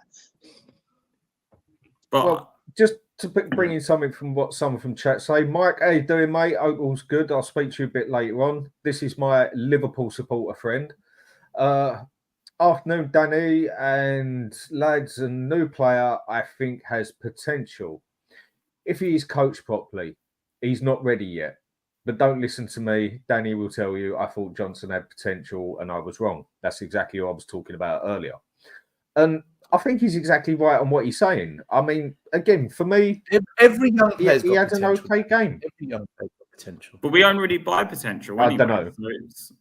So Dan, that's exactly what I said. Dan, that's exactly what I said. He needs a lot of coaching. And at the moment, based on what I've seen last season, I don't believe in the coaching staff at the moment. You know what I mean? I still need a lot because I don't think anyone's really improved under this coach, and that's it. Now listen, like I said before, like, you know, I think James has got a point here, right? We can't just sack the manager, no. But back on what I said before, like, and it's boring me saying this, they need to show some leadership and show that they really do believe in this, believe in Ange, and start speaking out. Right, that can heal a lot of wounds at the moment. Because I think Stelios has summed it up perfectly. The manager, Martin Jol, said this is a youth project. When you're saying youth project, I took it from Haz, by the way. I said it first. Huh? I took it from Haz. Hazper's the one that said it. Oh, that's the person that said it. Well, if he said, if Martin Jol said youth project, you know exactly where we're going, don't you? You know what I mean? Again, with Brighton, they've not put any bones about it, what their club's all about. They've not put any bones about it, where they are as a club, right? So Brighton know where they are at the end of the day. You know what I mean? You know? So, but unfortunately, when you've got someone like Ange, and someone made a point on Savage Show yesterday saying, oh, we don't know the history of we haven't done the research on him. Well, I'm not being funny. We have Mourinho. He had history of winning trophies. We're the only club that have not won trophies with him. Conte won trophies. The last manager we won trophies with was with Ramos, and we got lucky with him. Even though it was a brilliant day, beating Chelsea, we were lucky with him. So but it was still done. Well, that's the point, and we don't even hail Ramos as a great manager anyway. Not a lot of people hail him. So again, it goes back also as well. When Mourinho had the chance of winning a trophy with Tottenham, what do? We sack him. Okay, let me ask everyone a question then. Dan, there's something Alex said there about he doesn't trust our coaches, right? I saw something yesterday. I'm not concerned, but it caught my attention, right? Odegaard, the first 10, 15 minutes, he was trying to take on his man. And I think people got really excited too quick. But anyway, as the game went on, he stopped trying to take on the man. And he kept stopping and passing to the middle or backwards. One of those passes was a suicide pass, and it nearly cost us. He really fucked up. Okay. I thought it was Bissouma who done the pass at first. He did. I thought it was Bissouma who done it. He did. Romero put in a couple of dodgy passes. A few of them did, right? But here's the thing. I'm sitting there thinking, why is this winger who was trying to take on players early on, why is he now inverting his passes? What? Because there was times where he's on the ball and he could have taken on the man or tried to, and he stopped doing it. And I'm like, why are you doing that now? I see Brennan Johnson do that. I see Timo Werner do that. I'm wondering if there's a coaching instruction where if certain movement hasn't occurred, you stop and you pass inwards. I need to watch this a bit more to see if it's a pattern of play. But if it is, this is some bullshit coaching. I'm not saying this is what's happening, but I've seen this with Brennan Johnson. I've seen this with Werner. I've seen this with Kulu. And out of nowhere, Odegaard, from being very direct, take on the man, it was stop, face inwards, pass. And I thought, you didn't need to do that. You could have tried to take on the man. Why have you done that? I don't know, man. I don't know, but still, I've seen all our wide players do that, and I don't like it. It's a system issue as well, still, because a lot of people told me Ange apparently system has wingers that hog the touchline. but I never really see our wingers doing that. So it's like, well, has he told them you have a freedom to cut in and out? And that obviously causes problems in the middle for Maddison and the inverted fullbacks. Because I see, even Werner, I see him on the left cutting inside, right, on his right. Obviously, some players there, sometimes he cuts inside. They all do right. it, Has. They all do it. Then I thought their wingers on the Ange system were supposed to play really wide. So I don't understand it. Like, when the goalie's got the ball, he's playing it from the back. Our wingers are high and wide. They hug it. Once we break, they slightly come in. It changes depending where the ball is. I just don't like seeing wide players that can. The space is opened up to take on a man, but they pull back. You saw it again. Look, against Leicester City, Brennan Johnson comes in, brilliant slide tackle, wins the ball, gets up, and it opens up. You're thinking, drive. And he holds the ball, and then he stops. He stops, and then Christensen gets the ball back, doesn't he? Johnson and he does loses that the ball. Exactly what I said on my channel was in. Right. I saw that as well. Watch us play. Kulu does it. Werner does it. Johnson does it. Odegaard, after 20 minutes, he started doing it. That has to be something that's being coached into them. I'm convinced. Well, I'm not convinced, but it happens too often for there not to be a coaching element to this. And that worries me, because if Odegaard can actually take on players, and we do have a proper dribbler, if we're going to coach the dribbling out of him, listen, fuck this shit, man. If we're going to start uncoaching dribblers, I can't be bothered. It's annoying, because the thing is, though, dribblers cause so much problems, yeah? And they're the best players to have. They're the best players to have. This is where I agree with James. Yeah, you see that he wants to do it. And when James, I think, mentioned it as well. I've said it a couple of times, because I've been on Asmatic's channel and he's shown me some great wingers. And I've made this point as well. When you've got a dribbler, you're drawing in the defenders. So what is that doing to some of the other players? They're giving them more space.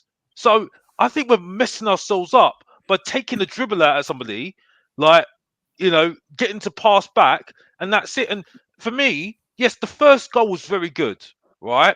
The way that we played the ball, that's it. I will say also, Everton were not very good in defence as well, but it was a good goal. I will give them that, right? Mm-hmm. But it could be so much better. It could be so much better if players take on their man and actually believe in their own ability, and that's it. And if we do that to this guy, I don't like it. I'm sorry. I like players like Kvaratskhelia. I really do like players like Kvaratskhelia that actually go past their man. You know what I mean? Because for me, that for me is what we come into football Alex, to watch. This is probably why we haven't signed Eze, because Eze's not going to have this shit. If you try and tell Eze not to dribble, he's just going to tell you to fuck off. It's not going to happen, is it? Eze's not going to have it. It shouldn't be like that. He's not going to have it. It shouldn't be like that. I'm sorry. This is, I'm sorry. The thing is, the whole point of a dribbler is to create an overload, right? So if you've got 5-on-5 and this wide player beats a man, now you've got 5-on-4. The whole point of dribblers is to give you the numerical advantage in the attack. That's why you want a dribbler. That's why they're the best players. What we seem to do is pass inwards, and then can we play a through ball to split the defense? Which is fine. You need that. But when you've got a low block, the dribblers are the fucking best players to have, man. They're the best players to have. That's the point, and that's why I have an issue at the moment, and that's it. But again, also, a dribbler can take 3 players out of a game, man. They can take 2 or 3 players out of a game. This is exactly what I said today. Also, this is exactly what I've said, and this is why I think we're missing a trick. You know what I mean? I think that's why we also signed bloody Timo Werner as well. Which again, I don't want to keep on harping on the point, but the point is that unfortunately, Timo Werner's pretty good at dribbling, but it's the wrong kind. Yeah, exactly. Baby, that's the only kind of dribbling he can do. He's terrible. I mean, no, I can't say that on here. No. No. I'll get myself. Watch Odegaard play the next 10 games, right? And let's see if he starts inverting and not trying to beat the man. Because if he does that, we know this is on Ange. You know it's on Ange. Yeah. If he does keep trying to dribble, you know what I've just said doesn't stack up. But we've seen it for all our wingers still, though. Even, like I mentioned, Johnson always cuts back. Kulusevski naturally cuts back, but Werner cuts back. in fairness though, Johnson's never been like a dribbler. You know, like a proper. Even for Forest, he was like a pace merchant. Sonny, he's not a dribbler; he's a pace merchant. He's no, like, they're all the same in like that, James. They kick it past and run after the ball. And that's Sonny in his heyday was a dribbler. He was a dribbler back in Poch time. Can I say this? Can I say this, James? Though, when you made the point about past them and run after them, Ronaldo didn't even dribble the ball. He weren't like Messi. Messi used to dribble it round them like like a hot knife on butter. But Ronaldo was always one who used his pace, kick it past, and run after it, and that's what all our wingers basically do. I think he could dribble as well, Dan. Like, can I give you but the main thing he used to do was use his pace and power, didn't he? That was what he mainly did. Can I just not really, because they developed the Ronaldo chop is a skill after Ronaldo to beat a man. Ronaldo can dribble, but he can also use pace. I think he could do both.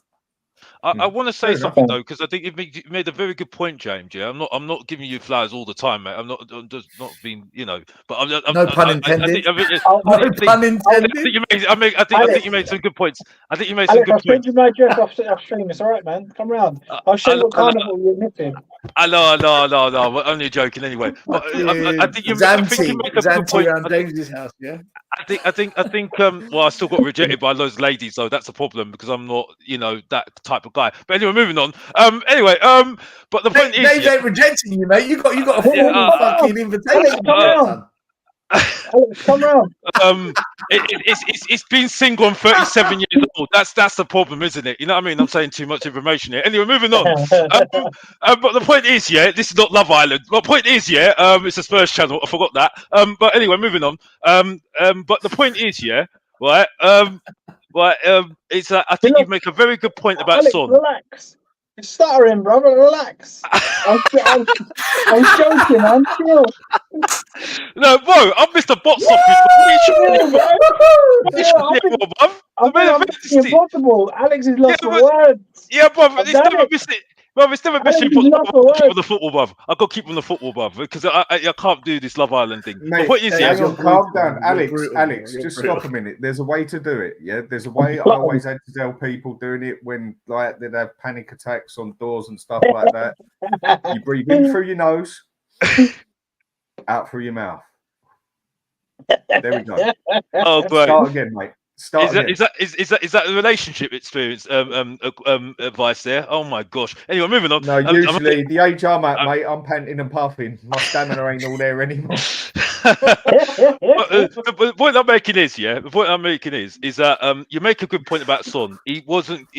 I mean, to be honest with you, I don't think he had a bad season. To be fair, that season, I think to be honest with you, I think he actually wasn't that bad. I didn't actually know that he actually wasn't happy. I didn't actually know the first season he wasn't happy.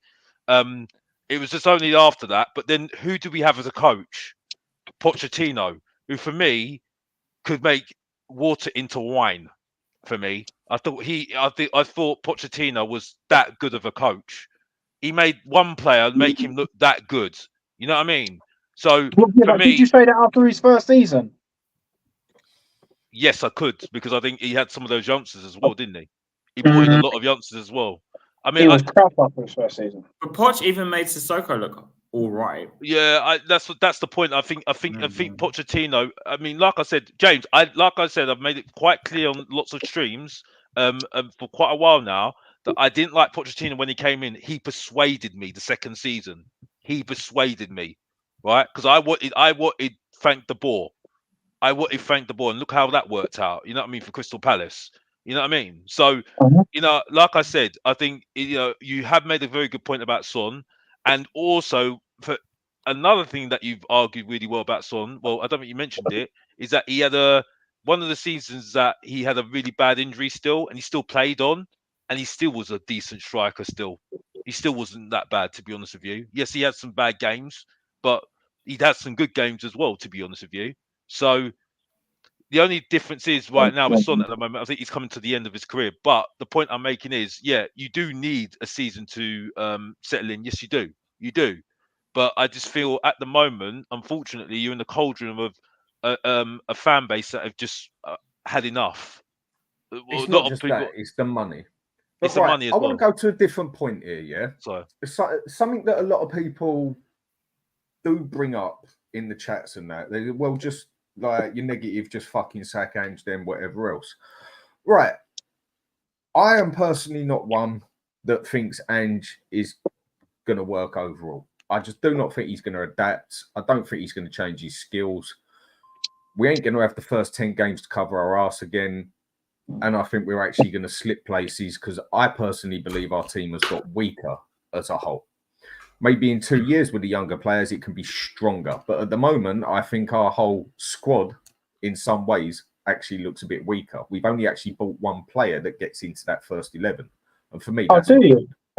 That's good. I personally don't. So that's okay. But some do think that Ange should go now, and others say give him another year, give him 2 years, let him build what he's going to build and everything else. Now, I'm one that says he's got 6 months with me before I make my proper decision on whether he goes in or out. Call it sitting on the fence, whatever, but give him that extra time. But if blatantly by then he ain't producing, what do you think we actually do? Do we just say trust the process like a lot of people will? Or do we just say, do you know what? Fuck it, we screwed up again, back to square one, let's start again? What do we do? Dan, if you get rid of him now, then exactly what James says comes into play. You've blamed the manager. Like 6 months. All right. If we get rid of him anytime soon, it can only happen if we implode and the fans go after Daniel Levy. Right? We have to. This has to be the manager that if it doesn't work, we all go after the chairman once and for all. If not, whoever comes in, it's going to be rinse, repeat, same shit, inherit a group of players you don't want, new system, new bollocks, bollocks, bollocks. Okay. It's not going to work. It won't work. I remember when we got Ange, everyone said perfect fit, perfect manager for Spurs. So if it doesn't work, I don't want to hear Anarim, perfect fit. I don't want to hear it. I've heard it all before. Only get rid of Ange if it properly implodes. Like the whole thing goes to shit. We don't improve on last season. We crash out the cups early. We don't get top 6. You can say, buddy, you've been given £400 million and we've gone backwards. This ain't for you. Sorry, bye-bye. But the chairman has to be the one that gets the ultimate blame for this. Right? He has to be the one that we go after. My concern is we turn on the manager and Levy gets another get out and he gets away with it. If we turn on Ange, and I've got nothing against turning on a manager if he deserves it, but I'm turning on the chairman first alongside him. It has to be that way. I don't think all fans are going to do that though. That's kind of, I'm stuck with this because I personally don't think Ange is the right guy for Spurs. That's my personal opinion. And I'm looking at the signings. That sums it up to me. If I'm wrong, great. I'll gladly be wrong if we win FA Cups and European Cups. Fucking hell, man. I'm happy to be called the biggest dickhead in the world. Brilliant. I've got what I want, trophies. But if we don't go forwards, for me, it's because Ange isn't the right manager, but the buck has to stop with the chairman. It has to at some point. That's kind of how I see it. Okay. Rest of you? Well, for me, can't you just go against both of them anyway, like Ange and Levy, because Levy was on who appointed him, and Ange is the person who's the manager. And normally, I'm very defensive of the manager. The only 2 managers I've been against, I guess, is Ange and probably Nuno in the past 10 years, because I just didn't rate them, and I don't rate him, Ange, really. And then unless Ange does something very special next week against Newcastle, with changing the style just for 1 or 2 games, it's not that difficult, then I think we're going to get spanked anyway next Sunday. So I think he's on borrowed time regardless. But for me, where do we go after Ange? I mean, I would have said Poch, but he's going to the USA job. I mean, there's Glasner at Palace. I'll take him in a heartbeat. I think he'd be a good fit for us. But will the fans turn on Levy afterwards? No, not really, because a lot of our fan base just see things on surface level. So, people like us will sit and delve into past transfer windows, past the youth projects, managers that didn't get signings and did get signings, and what players they did get, what players they didn't get. But most people, Ange will go and they'll just move on. They won't really look at Levy. So where do we go from here? I just think we'll just repeat the same cycle over and over again. Yep, for me, I just think the same thing will just happen again. For me, I personally don't believe that Ange wanted all these players. I think he was offered vice versa. So, say for example, I think Timo Werner was like, he said, look, we're going to get Timo in, we're going to get rid of all of our wingers, and then we'll bring in a quality winger like an Eze. That's personally what I would like to believe that would have been offered to him, just because I know what Levy's like. So even though he's having the final say on things, if you've been offered nothing or Timo, you're going to take Timo. Well, I would rather play kids, but that's his sort of decision. For me, I will never be any manager out until I can see that they've been properly backed with players. So, for example, if Eze come in, Tony come in, and another top winger that we've been linked with, and then someone like Paulinho, I'd say, you know what, Ange, yeah, you should be doing better than what you are. But for me, people are going to criticise Ange, but if Ange gets us top 4, in my opinion, he's worked miracles, because our squad isn't a top 4 squad. So are we going to give him praise if he gets top 4 the same kind of way we're going to give him stick if he gets 9th or 10th? Yeah, I agree with that. I mean, my main problem with that is, personally, I thought we were good enough team-wise, first 11-wise, for top 4 last season, and I pretty much blame it on Ange that we didn't get top 4 purely because he didn't adapt to anything. And there were several games we could have got 3 points, 1 point, whatever, and could have got something out of it. But what you're basically saying is that you don't think he personally went there and said, right, I want him, and him. Levy basically just went like that. So that's like me and you going out and someone like offering like, well, I'll give you a McDonald's or you can have a Burger King. I mean, both burgers look like both burgers look like they've been abused. You don't really want either of them, but it's one or the other sort of thing. Yeah, what I think they've said is it's like me and you going out and going, right, Dan, let's get a quick burger from McDonald's because we're going out for steak dinner tonight. And you've gone, yeah, it makes sense. So you've accepted the shit, ready thinking that you're going to get something decent later on. That's personally what I believe. And the reason I believe that as well is because every ITK was saying, oh, we're linked with Eze, we're linked with blah, blah, blah, they're getting that from somewhere. So that's why I believe they were getting sort of links of, we're going to go here, we're going to go here. And I personally believe that Ange would have been told the same. This is where I think Ange will have another year or two of being told, you ain't doing very well. After this season, I think he's going to get criticism, a big criticism. And then I think next season, if it happens again, he will do what Conte will. Maybe not as bad, but I think he will push back and say, listen, I was given Timo, I was given blah, blah, blah. I think it's a matter of time. I don't think he's got the front to do that. I think he's too much of a yes man to do that because he's never going to get a bigger job than this. He's got the biggest job he's ever had and probably ever will have, unless he goes and wins a bloody title or something, which just ain't going to happen. I don't think he's quite got the balls that a lot of people make out like he's this big tough man and that. I personally, I think he's a bit of a yes man personally, but that's just. I think it's a natural element that you're only going to be criticised and backed up so much before you stand up for yourself. But Conte wasn't really a yes man though, James. Conte even said Spence wasn't this signing publicly. Yeah, I hope. And if he leaves, does it the way you said, James? Because if he does come out and blow it up, maybe not as nuts as Conte, this fan base that is obsessed with Ange, that loves Ange, and Ange bought this and that, if suddenly he comes out and says, hey, all of you that love me, these fuckers lied to me, I think that's the best chance we have got as a fan base to causing havoc on this chairman and this ownership. I think that's the best chance we'll ever get. I thought Conte would be a great chance, but clearly it wasn't. I would rather Ange leaves like that, if it doesn't work out, of course. I want it to work. I want him to win FA Cups and European Cups.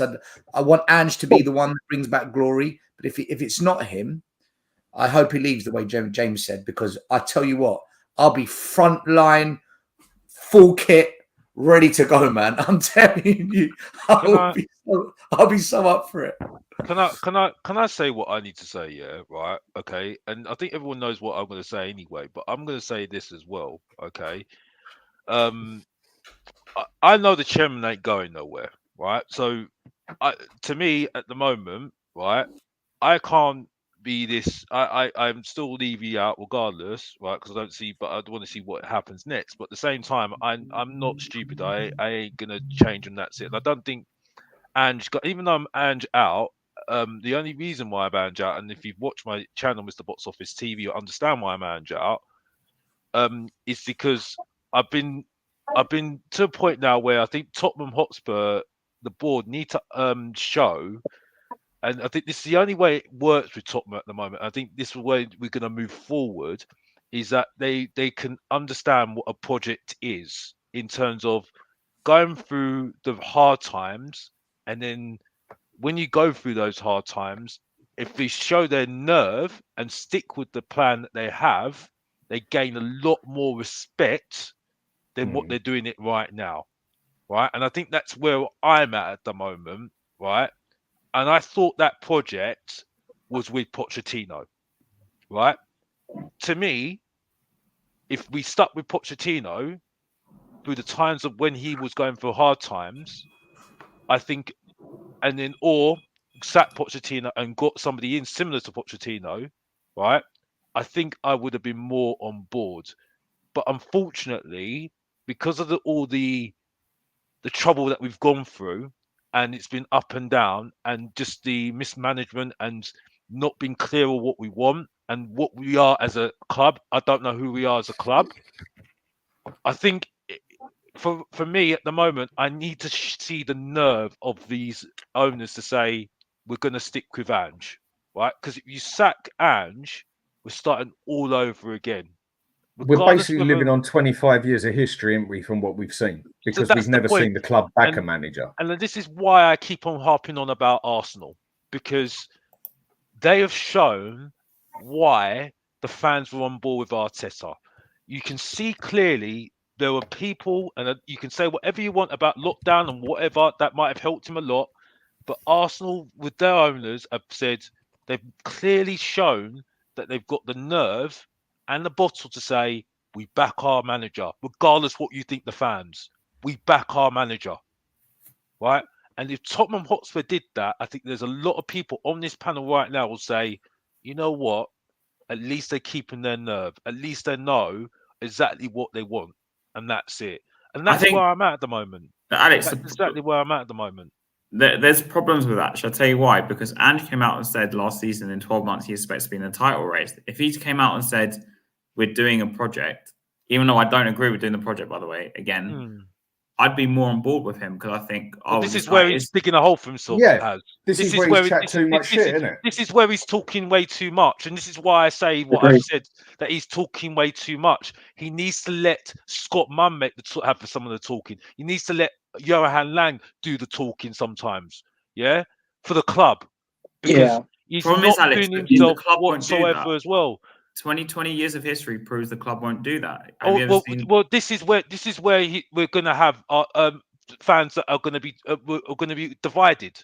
This is the problem. So unfortunately, it goes back to the top, because I know exactly that half of that board do not like Ange. I know half of that board do not like Ange. Half of them like Ange, right? And those are the people that are talking to Daniel Levy in his ear. So that's the problem.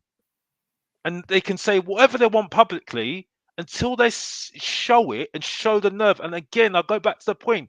If Arsenal with Arteta sacked Arteta, you don't have a fan base right now with Arsenal fans being all together right now, going with the project.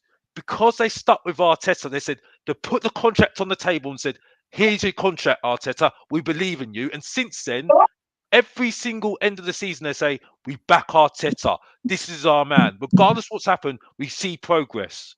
Edu's always with Arteta. And that's the problem. And unfortunately, I cannot go away from that. I am yes, it is maybe stubborn, but that's the values I've been born with, and it served me well. It served Mr. Box Office well, and it served me well. Whatever you want to talk about Alex or Mr. Box Office, and that's it. The problem is there's no transparency from the club. But that's the point, Has, and unfortunately, unfortunately, we've been lucky with some coaches because Martin Yole's a very good coach. Yeah, he was great. He made some good decisions, right? Harry Redknapp was a good manager. And Pochettino was a coach and good a manager. Redknapp exactly was the best of both. Exactly. And then we had a very good coach in Pochettino. We got lucky with him. Yeah. And it proved to me, right, we're not all there about trophies when we have Mourinho. And this is why I don't listen to the saying we need to do research on Ange. You do the research on Mourinho and Conte, they've won trophies. Regardless if I don't like them or not, they won trophies. So for me, if they can't win trophies for Tottenham, there's a problem there. So Ange is no different to them as far as I'm concerned. You know what I mean? And again, it's nothing personal. If I saw him in a pub, I'd love to talk to him. I think we have a laugh. Okay, but unfortunately, it's not personal. Unfortunately, that's the way I feel. And that's it, Dan. I've got to be honest. Sorry if I feel a little bit on. I've got a shoot to go back to work. Oh, then James, you got one holiday, bruv. I feel sorry for you, bro. Oh, no, it's not a bubble, isn't it? Yeah, I work for myself, so no one else is going to do it. Oh, big up to you then. Big up to you, bro. Big up to you, bro. Take care, guys. Cheers for coming on. Right, there's a couple of things I put on the star. One of them I'm definitely going to wait till Stel comes back for it to give his opinion on it. First thing I'm just going to say here with you two, Ange was the top target to replace Pep. Bollocks. If he had left, if Ange went to City with those players, he will win a league, in my opinion. Fair enough, mate. You're entitled to your opinion. But if you go and give, like I've said, personal opinion at the end of the day, but I think this one can be quite believable. Even if you went and got Man City, even if you went and got that Barcelona team of like 2010, whatever it was, yeah, they ain't winning the league. Not with these tactics. Reason being, they will concede too many goals. He doesn't play with a 6. He plays with 2 inverted wing backs as a 10, and he puts his centre backs on the halfway line, basically.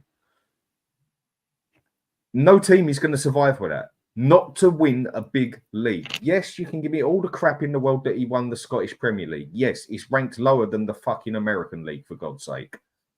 Take that as disrespectful, whatever you want, but in that one, a fact is a fact that pretty much most of us could go to Scotland and win it with Celtic. Doing a treble, fair play to him. Not easy by any standards in any league, but winning that league and that, piece of piss. So, with my opinion on that one, mate, no matter who he's got playing for him, if he does not adapt some of his tactics, he ain't winning. And to say that he was the top target to replace Pep when he was our 7th choice, I'm sorry, mate, that makes absolutely no sense to me. Please send a chat and justify it. You two? I think he can win like a cup, say, without Barcelona. A cup, maybe. But not a league. Not a league, no way. I think he's got more chance of winning a league with Man City than Tottenham. Yeah, definitely. Of course, he's got the money and that's it. But whether he can do that, it needs to be proven. You know what I mean? I think Pep is just one of those managers that is just the best of the best. You know what I mean? You know, he's the dog. I mean, I do have issues the way he's tried to change Grealish, Joe, because I thought Grealish was a maverick all day long. You know what I mean? Big up Eugene, by the way. Hey Eugene, hello again. But yeah, it's just that, and also I need to big up James as well, because it's good to have somebody that wants to debate and actually's got the bottle to debate as well. So big up to him, bro. You know what I mean? He turns up like he's always good to have on here. Big up to him. You know what I mean? And big up to him for working on the bank holiday as well. I know what he said, but you know, big up to him because it's not easy. It's double bubble at the end of the day, mate. But no, seriously, I don't even think if he had the Man City team, unless he adapted some of his tactics, I just think that style of play is impossible to win a big league, a proper league over 38 games. A cup may be, because a cup, you can have a cup run and you can get some luck in it. You can actually just win a cup out of luck, basically. But you ain't doing that with a fucking Premier League. You're not doing it. I mean, Eugene, you've just come back in with a comment at the bottom there. What do you think on that? All right. If Man City gives Ange the players that he wants, right, he might have a chance to win the league. But with the style that we've seen him play, right, he doesn't actually focus on defense. You know, guys, to win something, right, you must get your defense right on. You get what I'm saying? No matter how you see it, a lot of people have been saying, if Ange goes there, right, and he plays how we play, and he doesn't have a defender like a VDV to come back to cover, right, the goals will still be conceded. Yes, so to win the league, consistency over 38 games, I doubt it. If Ange goes there, nah, I don't think he'll win the league. And on the other side of it, why the hell would a club like Man City come looking for Ange? To me, that just makes no sense. I know it's quite limited out there with managers at the moment, but there's a lot of managers coming through, a lot of young ones. So I'll go to that question then quickly. Who would you three want to see if, say, we do get rid of Poch in, let's say, Christmas, yeah? Because personally, I think he's gone in January if he hasn't got his shit together. Who would you actually want to see Spurs take on? Now, obviously, everyone can say Klopp, whatever else, but that's just bollocks at the end of the day. On a realistic try, who would you want to see Spurs try and take on? As the manager? I said Glasner earlier. As the manager. Guys, to tell you the truth, right, it doesn't matter who comes in, right? With the owners that we have. No, right? no, Eugene, forget that. I'm asking you, who would you want to see as the manager? Fuck Daniel Levy and the rest of the group and all that, yeah? Who would you want to see as a manager? Who would be your pick? Forget Levy, forget he's Breeze, forget he's even born at this moment in time. Hard to do, maybe, but we might have some luck. Either way, who would you have as the manager? Who would you want Spurs to go for? Realistically, Glasner, right? That's one manager I wouldn't mind having there at the moment. Even the West Ham manager, what's his name? Lopetegui, wouldn't be a bad choice, right? So if these managers are willing to come in, of course, I mean, if Pep doesn't sign an extension with M City, of course I would love Pep to come in. But, you know, why would Pep come to Spurs when he knows that, you know, the chances of... Emery won't come, mate. So sorry, I'm writing in the chat, Emery. But I'd love Emery. But Emery wouldn't be a bad choice too. Yeah, that's true. I know this is unrealistic, and I think it's just, but I think it's the tone. I think it's just the sort of manager I want. I want to go back to like someone like a Harry Redknapp. The only reason why I say it, right, and I'm not a type of manager like that. I just want to see players playing with freedom, but wingers that actually do what they're supposed to be doing. Like, I just want to go back to those days where, and I know it's never going to happen, but for me, I just like players that can play, that get better, but also show their potential. You get what I'm saying?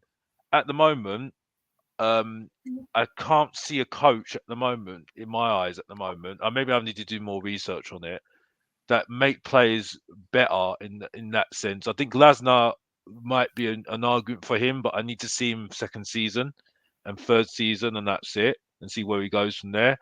But I'm just fed up of us seeing players that are just not achieving what they should be achieving. You know what I mean? Getting better every single season. Yeah. And that's it for me. Just someone that just makes them just better, and just, especially a winger. I want to see them going past men. You know what I mean? I agree with you, Alex. Growing as a person, as a player, making like a man. You know what I mean? You know, like the Man City team. You know, they look like, and again, football's for everybody, by the way. Football's for everybody. So I don't, because I don't want to say that I'm not saying it's just for, no, it's not. It's for everyone. But the point is that men that just look like they've grown. You know, grown in life, and that's it. And I just think at the moment, with is that the right word to say it? I've got to be careful there, to be honest. But I think we're just trying to be more too nice to them. Woke, basically. Is that what you're saying? Yeah, mollycoddle, but I don't think that's the right term. I do apologise. It kind of is, though. Mollycoddle, yeah. Basically, you're saying you want a manager that can bark at him, not kiss him. Yeah. Whoops. I love you, Dan. But you know what I'm saying. You know what I'm saying. You know what I'm saying. You know what I mean. But you want someone nasty. Yeah. It's what Dan's saying. It's just I wouldn't put it that way. But you know I love you, Dan. You know I love you, Dan. I know what you're like, Dan. Yeah. You know what I'm saying. You know what I mean. This is Mr. Alex, Box Office being careful and diplomatic, by the way. But anyway, moving on. But the point I'm making is that just an old school manager just to get the best out of the players that he's got. You know what I mean? And I just think at the moment there's a lot of players. I think Stelios made a very good point about Alderweireld, right? Second half, he was passing it inside a lot of the time. You know what I mean? He wasn't just doing what he wanted to do, just take on a man, just go and do what he's doing. I think I have more respect for him if he just keeps on doing that. You know what I mean? Because he will get better doing that. You know what I mean? You know? Sometimes you have to go through the hard times to get to where you want to be. You know what I mean? You know? And if he's a good dribbler, I don't want the dribbler to be taken out of him because that's the essence of what you go to football to watch. You know what I mean? A player taking on his man, doing that. You know, that's what gets you excited. You get what I'm saying? It's not the way a lot of players do it. So who would you want as your manager? That's what I'm saying. I say I haven't got. I would have a Harry Redknapp sort of type manager. That's what I'm saying at the moment. Sean Dyche? I know. Yeah. Well, no, just a Harry Redknapp sort of type manager. That's what I'm saying at the moment because I can't think of one at the moment at the top of my head. I mean, before I come to you, then there's been a couple of ones on the chat. I mean, Savvy from Germany, that is one I would not say no to, but that one ain't going to happen. But it's just not going to happen. I mean, he even blew Liverpool out. Now, this one I like. I'd give Gary O'Neill an opportunity. I don't think he's a bad manager at all. And personally, I think he could come to Spurs and play the players to their potential, not just the way I want to play. Now, I get every manager has got, I play my way of football. But the thing I keep saying is, it's like playing poker, which is one thing I do a lot. You can only play with the cards you got. You can have tactics when you play poker. But you can only play, same as playing chess, same as a lot of games, but you can only play with what you've got. And I find the best managers get their way, but they will adapt to some of the players on the pitch and change their way a bit to make sure they're getting the most out of the players on the pitch. I personally would want a younger manager.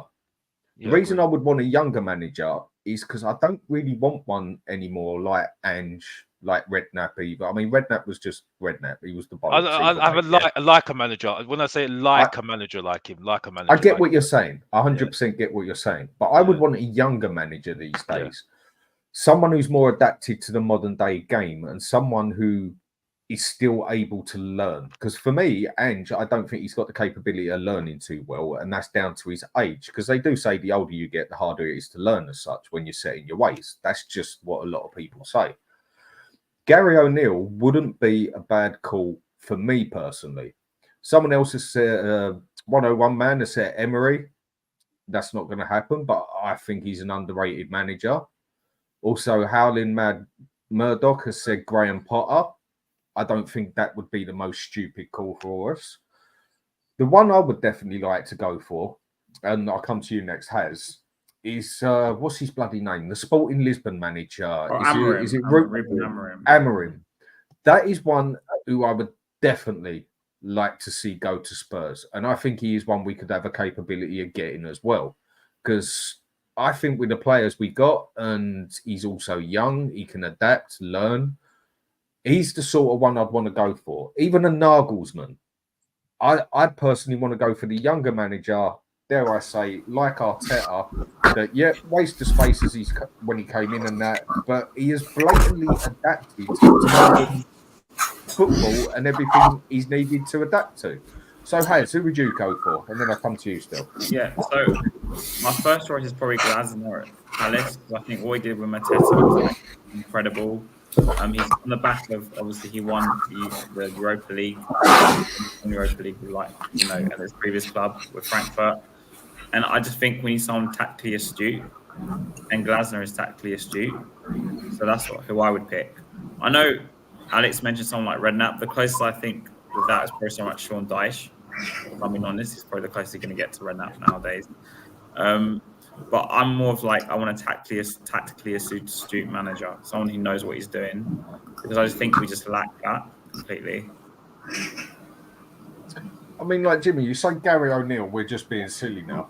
I don't think so. I think he's a young manager, and I think he's a younger manager than what we have anyway. And I think he can adapt to the football. I think he's done good at Wolves with what he's got, and I just don't think it would be the worst call. He's not my first shout, but I just don't think it's a bad call, and I don't think it's a silly call.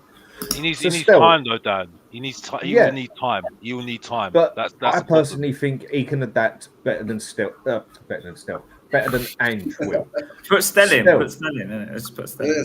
Yeah, so if we was to go for another manager and it all went tits up with Ange and that, what would be the type of manager you'd want to go for? Who would you go for?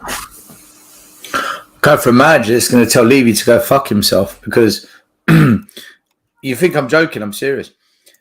There's no manager that will ever work at Spurs under this ownership, Dan. It's impossible. It's absolutely impossible, because the reality is this.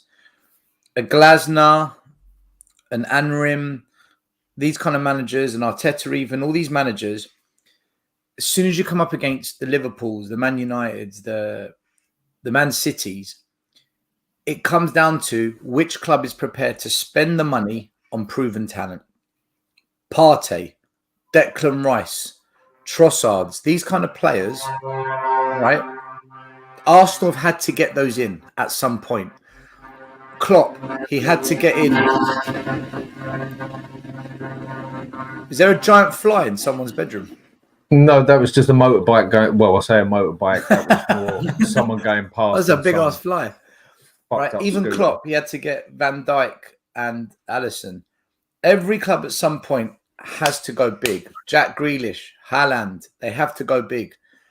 We never do that. So even if we get a Glasner or an Anarim that gets us back into the top four, third, maybe second, if you want to go that extra step and actually win stuff, you've got to spend the big money on proven, established players at some point. Levy will never do that.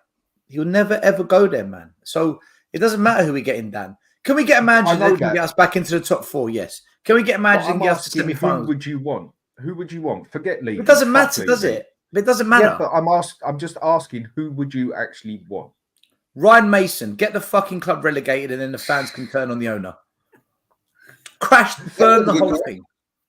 Yep, that's a good call. I wanted Arnie Slot when Conte left.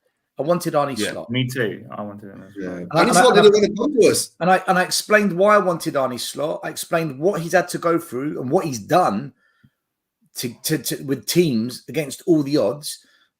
what his ability to actually do quite well in Europe, you know, with a team that had no right to do well in Europe, and the way he sets up his teams, very attacking but very conscious of defending. The ball possession is superb. I just felt that, you know what, that's the kind of manager I think has got a good chance at Spurs, but even he would fall short when it comes down to it. And he's a realistic target. We're not going to get a Klopp, an Ancelotti, a Pep. We're not going to do that. No, of course not. I mean, I wanted Arnie Slot. I wanted Slot. I'd want the Sporting Lisbon manager personally. And by the way, I don't know if you don't know, but Arnie Slot yesterday, when Liverpool played, he broke the record for the most amount of accurate completed passes in any game of Premier League football since history records began. Wow. He seems like a good manager. He's made no signings. He's made no signings, and he's got them playing ball. Real ball. I mean, Cam, what you're saying here on the chat, yeah? How about a manager with a track record of winning? Oh, we have one of them. We have one of those. We're talking about sacking him after a 4-0 result. Nobody is saying we want to sack him or whatever, yeah? What we're saying is what can happen in the future, what might happen. We're talking ifs, buts, and maybes. But you say we have one of those of a winning record. Bollocks. We have one of those that have won it in the lowest of the low leagues. Again, no matter how it sounds, I keep saying it. The Scottish League is ranked lower than the fucking American League, and any one of us could go to Scotland with Celtic and bloody win it, yeah? He has not done it on a big league. You cannot tell me he is a Conte. You cannot tell me he's a Mourinho. You can't tell me he's a Pep, a Klopp, a Savvy. You can't tell me he's a Pellegrini. You can't tell me none of that. He has not done it in a big league, and this is where false. you prove your name. This is false. Conte, track record of winning, won at every club except for Tottenham. Mourinho, exactly the same. Sorry, these comments don't work, because what you're doing is you're taking the Levy factor out. You're taking the Enoch factor out. It doesn't work. No manager has ever worked at this club. Nobody, other than Conde Ramos. Conde Ramos. That was it. It's never worked. And he got sacked after that too. Listen. It's not. I think you've got a good point, Dan, about O'Neill, because I think the difference is that is he a good coach? I think we need a good coach at the moment. You know what I mean? I think what Arne Slot provides at Liverpool is a good coach. Pep is a good coach. Regardless whether I have my issue with the way he gets players, he does things like with Grealish, he's a very good coach, right? He demands things from players. You know what I mean? You know, and if he doesn't demand, if he doesn't match his demands, you see what happens. You know what I mean? Klopp was a very good coach, very good coach. Pochettino, I mentioned, a very good coach. I would say Eddie Howe is a very good coach as well. Yeah. Eddie Howe's a very good coach as well. I think if I had my choice, I'd maybe take Eddie Howe. I know he's not available now. What's he going to do that's any different to any other manager? No. But the point I'm making, though, still, okay, fair enough. I get you. I respect you what you're saying about Daniel Levy here. I respect you. But the point I'm making is, if I want to make my choice, because I'm not talking about Daniel Levy here. We're talking about what is the coach that you would want. Yeah, now, I get it. I'm asking you. Yeah, but I'm asking you. You missed my question. My question is, what is he going to do that no other previous manager at Spurs is going to do? Yeah. I agree with you. I'm trying. I guess what I'm asking you is justify Eddie Howe. Like, what's the thinking here? Well, like, what's he going to do at least he will do the best with the squad that he's got. He will do the squad that he's got, and he will coach them. At the moment, I don't think we're getting coached. I think we're just coaching. He finished 8th last season. Yes, because he had Europe, he had injuries, and he still coped with that. Man United had injuries; they won the FA Cup. We had injuries, and brought through youngsters as well in that system as well, and he didn't complain about it and still got through it and still finished strong, in my eyes. Okay, right. I need to go soon. So does everyone else. But this is the last point I'm going to bring up quick. With Cam, Ange would never have come across supporters who wanted their team to lose before. It's the supporters who are weak. That's a lie. Now that's a lie. That's an I can see what he's saying, because it was very 50-50. No, I agree. But it was very 50-50. I mean, we wanted to lose for reasons. But I just can't agree with what you're saying. I mean, there's a lot of weak supporters out there, Spurs supporters. I'd say, if anything, a majority of Spurs supporters are bloody weak, because they're just so kind and negative to life as such. But it's not the supporters who are weak. If he can't handle the shit, he's not doing it right. Last words on you? If Celtic had to lose to Aberdeen to make sure that Rangers wouldn't win the league in Scotland, them Celtic fans would fucking let Ange know, right? Be under no illusion. This is the kind of virtue signalling bullshit that has intoxicated our fan base. Don't believe this kind of talk. Sorry, Cam, this is rubbish. Ange Postecoglou's Greek. Do you want me to tell you what goes on with Ajax Athens and Panathinaikos? Right? I'll tell you some stories and you'll see how Boca Juniors and that. The deepest, biggest rivalries in football, if you know you're going to win damn fuck all, which Spurs weren't, you want to do whatever you can to stop your biggest rivals winning something.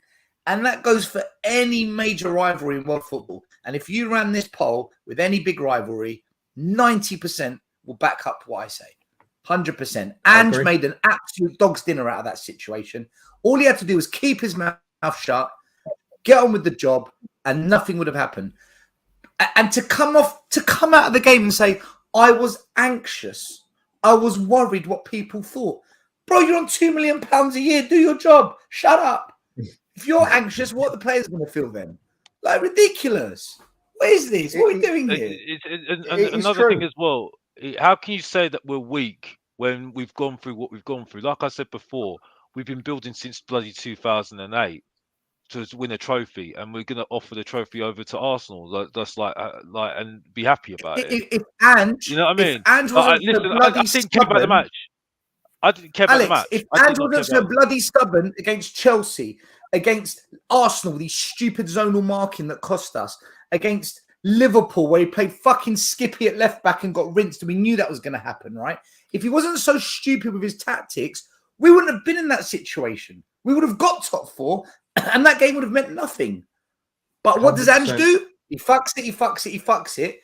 And then suddenly, for this game where the fans are divided, I'm going to change my tactic. Pow. Come on, man. Okay, guys. Our fans are weak. You know why? Because we ain't going to stand up against our owners that haven't given us shit in 16 years. Most of our fans are weak. Right? I agree. Yeah, Jimmy, you're right. Sorry, Jordan. So the injuries thing with Tottenham, I'm sorry, mate. We have one game a week, bruv. Yeah, we have one game a week. So please don't justify Newcastle's injuries. They still carried on, didn't moan about it, and still played youngsters. Yeah, what Ange keeps on saying, England play the youngsters, and then done it last season when he had was it no expectation season this season. So Jordan, please don't do that. Don't do that, bro. Yeah. Because he had one game elite last season. He had every chance to use the youngsters last season, and we have one game a week. And you'll complain about injuries. And Newcastle have more games. Alex, we were 3-0 up against the worst Everton team I've ever seen come to Tottenham, right? 3-0 up against this dead, buried, finished Everton team. They were an absolute joke, what I saw. At 3-0, bring on the kids, man. Let them play 25, 30 minutes of football. Bring on your Moores, your Lancashires, all these kids we saw in the academy. Not one. Not one of them. That just shows you how much he believes in the youngsters that was supposed to be the class of 92. Exactly. They're fantastic. Sorry, Dan. I know you want to finish the show, but honestly, what do you want from me? Yeah? I'm just saying Eddie Howe because he's a good coach, and he's shown me more than this bloody Postecoglou that I'm supposed to be liking right now. I'm sorry, he needs to show it, bro. I'm sorry, I'm done. I'm finished with it, bro. And that's it. Back to you, Dan. I'm done. If you don't know, get to know. Last one, your quick opinion on that one? Well, I don't think Andrew will last anyway, so I think he'll be gone by Christmas. I just don't think he's going to last. I don't know who we're going to have in charge after Christmas. I can't tell you, but because Poch is off the menu now. Right, Mason, mate. Mason. Here we go. It is going to be. That's right, Mason. Thanks to all the chat for watching. Give us a like and subscribe. It'll be much appreciated. I don't ask very often. Stel, where do we find you when you're doing work next? 8:30 p.m. tonight, Tottenham away. It's our bread and butter. My favourite show that I do. Come check us out tonight. We'll be going into all things Spurs that have happened on the weekend, the Premier League, what's coming up, and just having some honest conversation, man. And yeah, feel free to come and watch. You're more than welcome, everyone and anyone. Alex? Don't like making promises, but hopefully by the end of today, a video in today, rattling people about what I saw against Everton today on Saturday, and also a few things as well that were brought up in during the weekend as well. So, yeah, keep locked in, and thank you for the support, everyone. And that's it. Back to you, Dan. I'm done. Okay, and Eugene?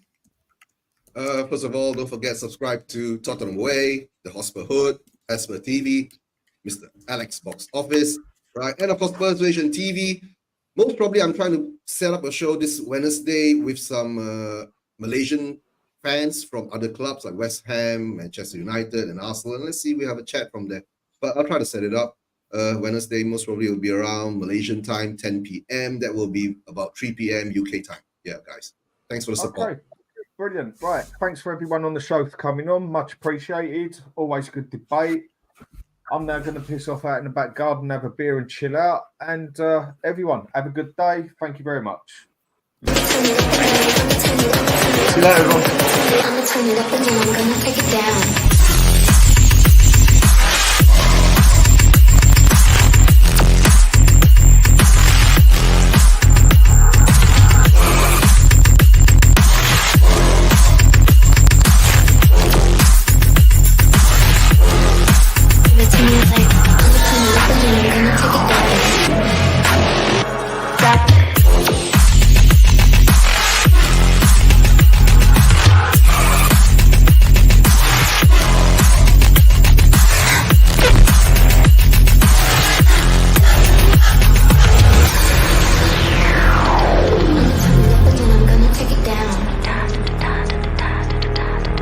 it up and then I'm gonna take it down.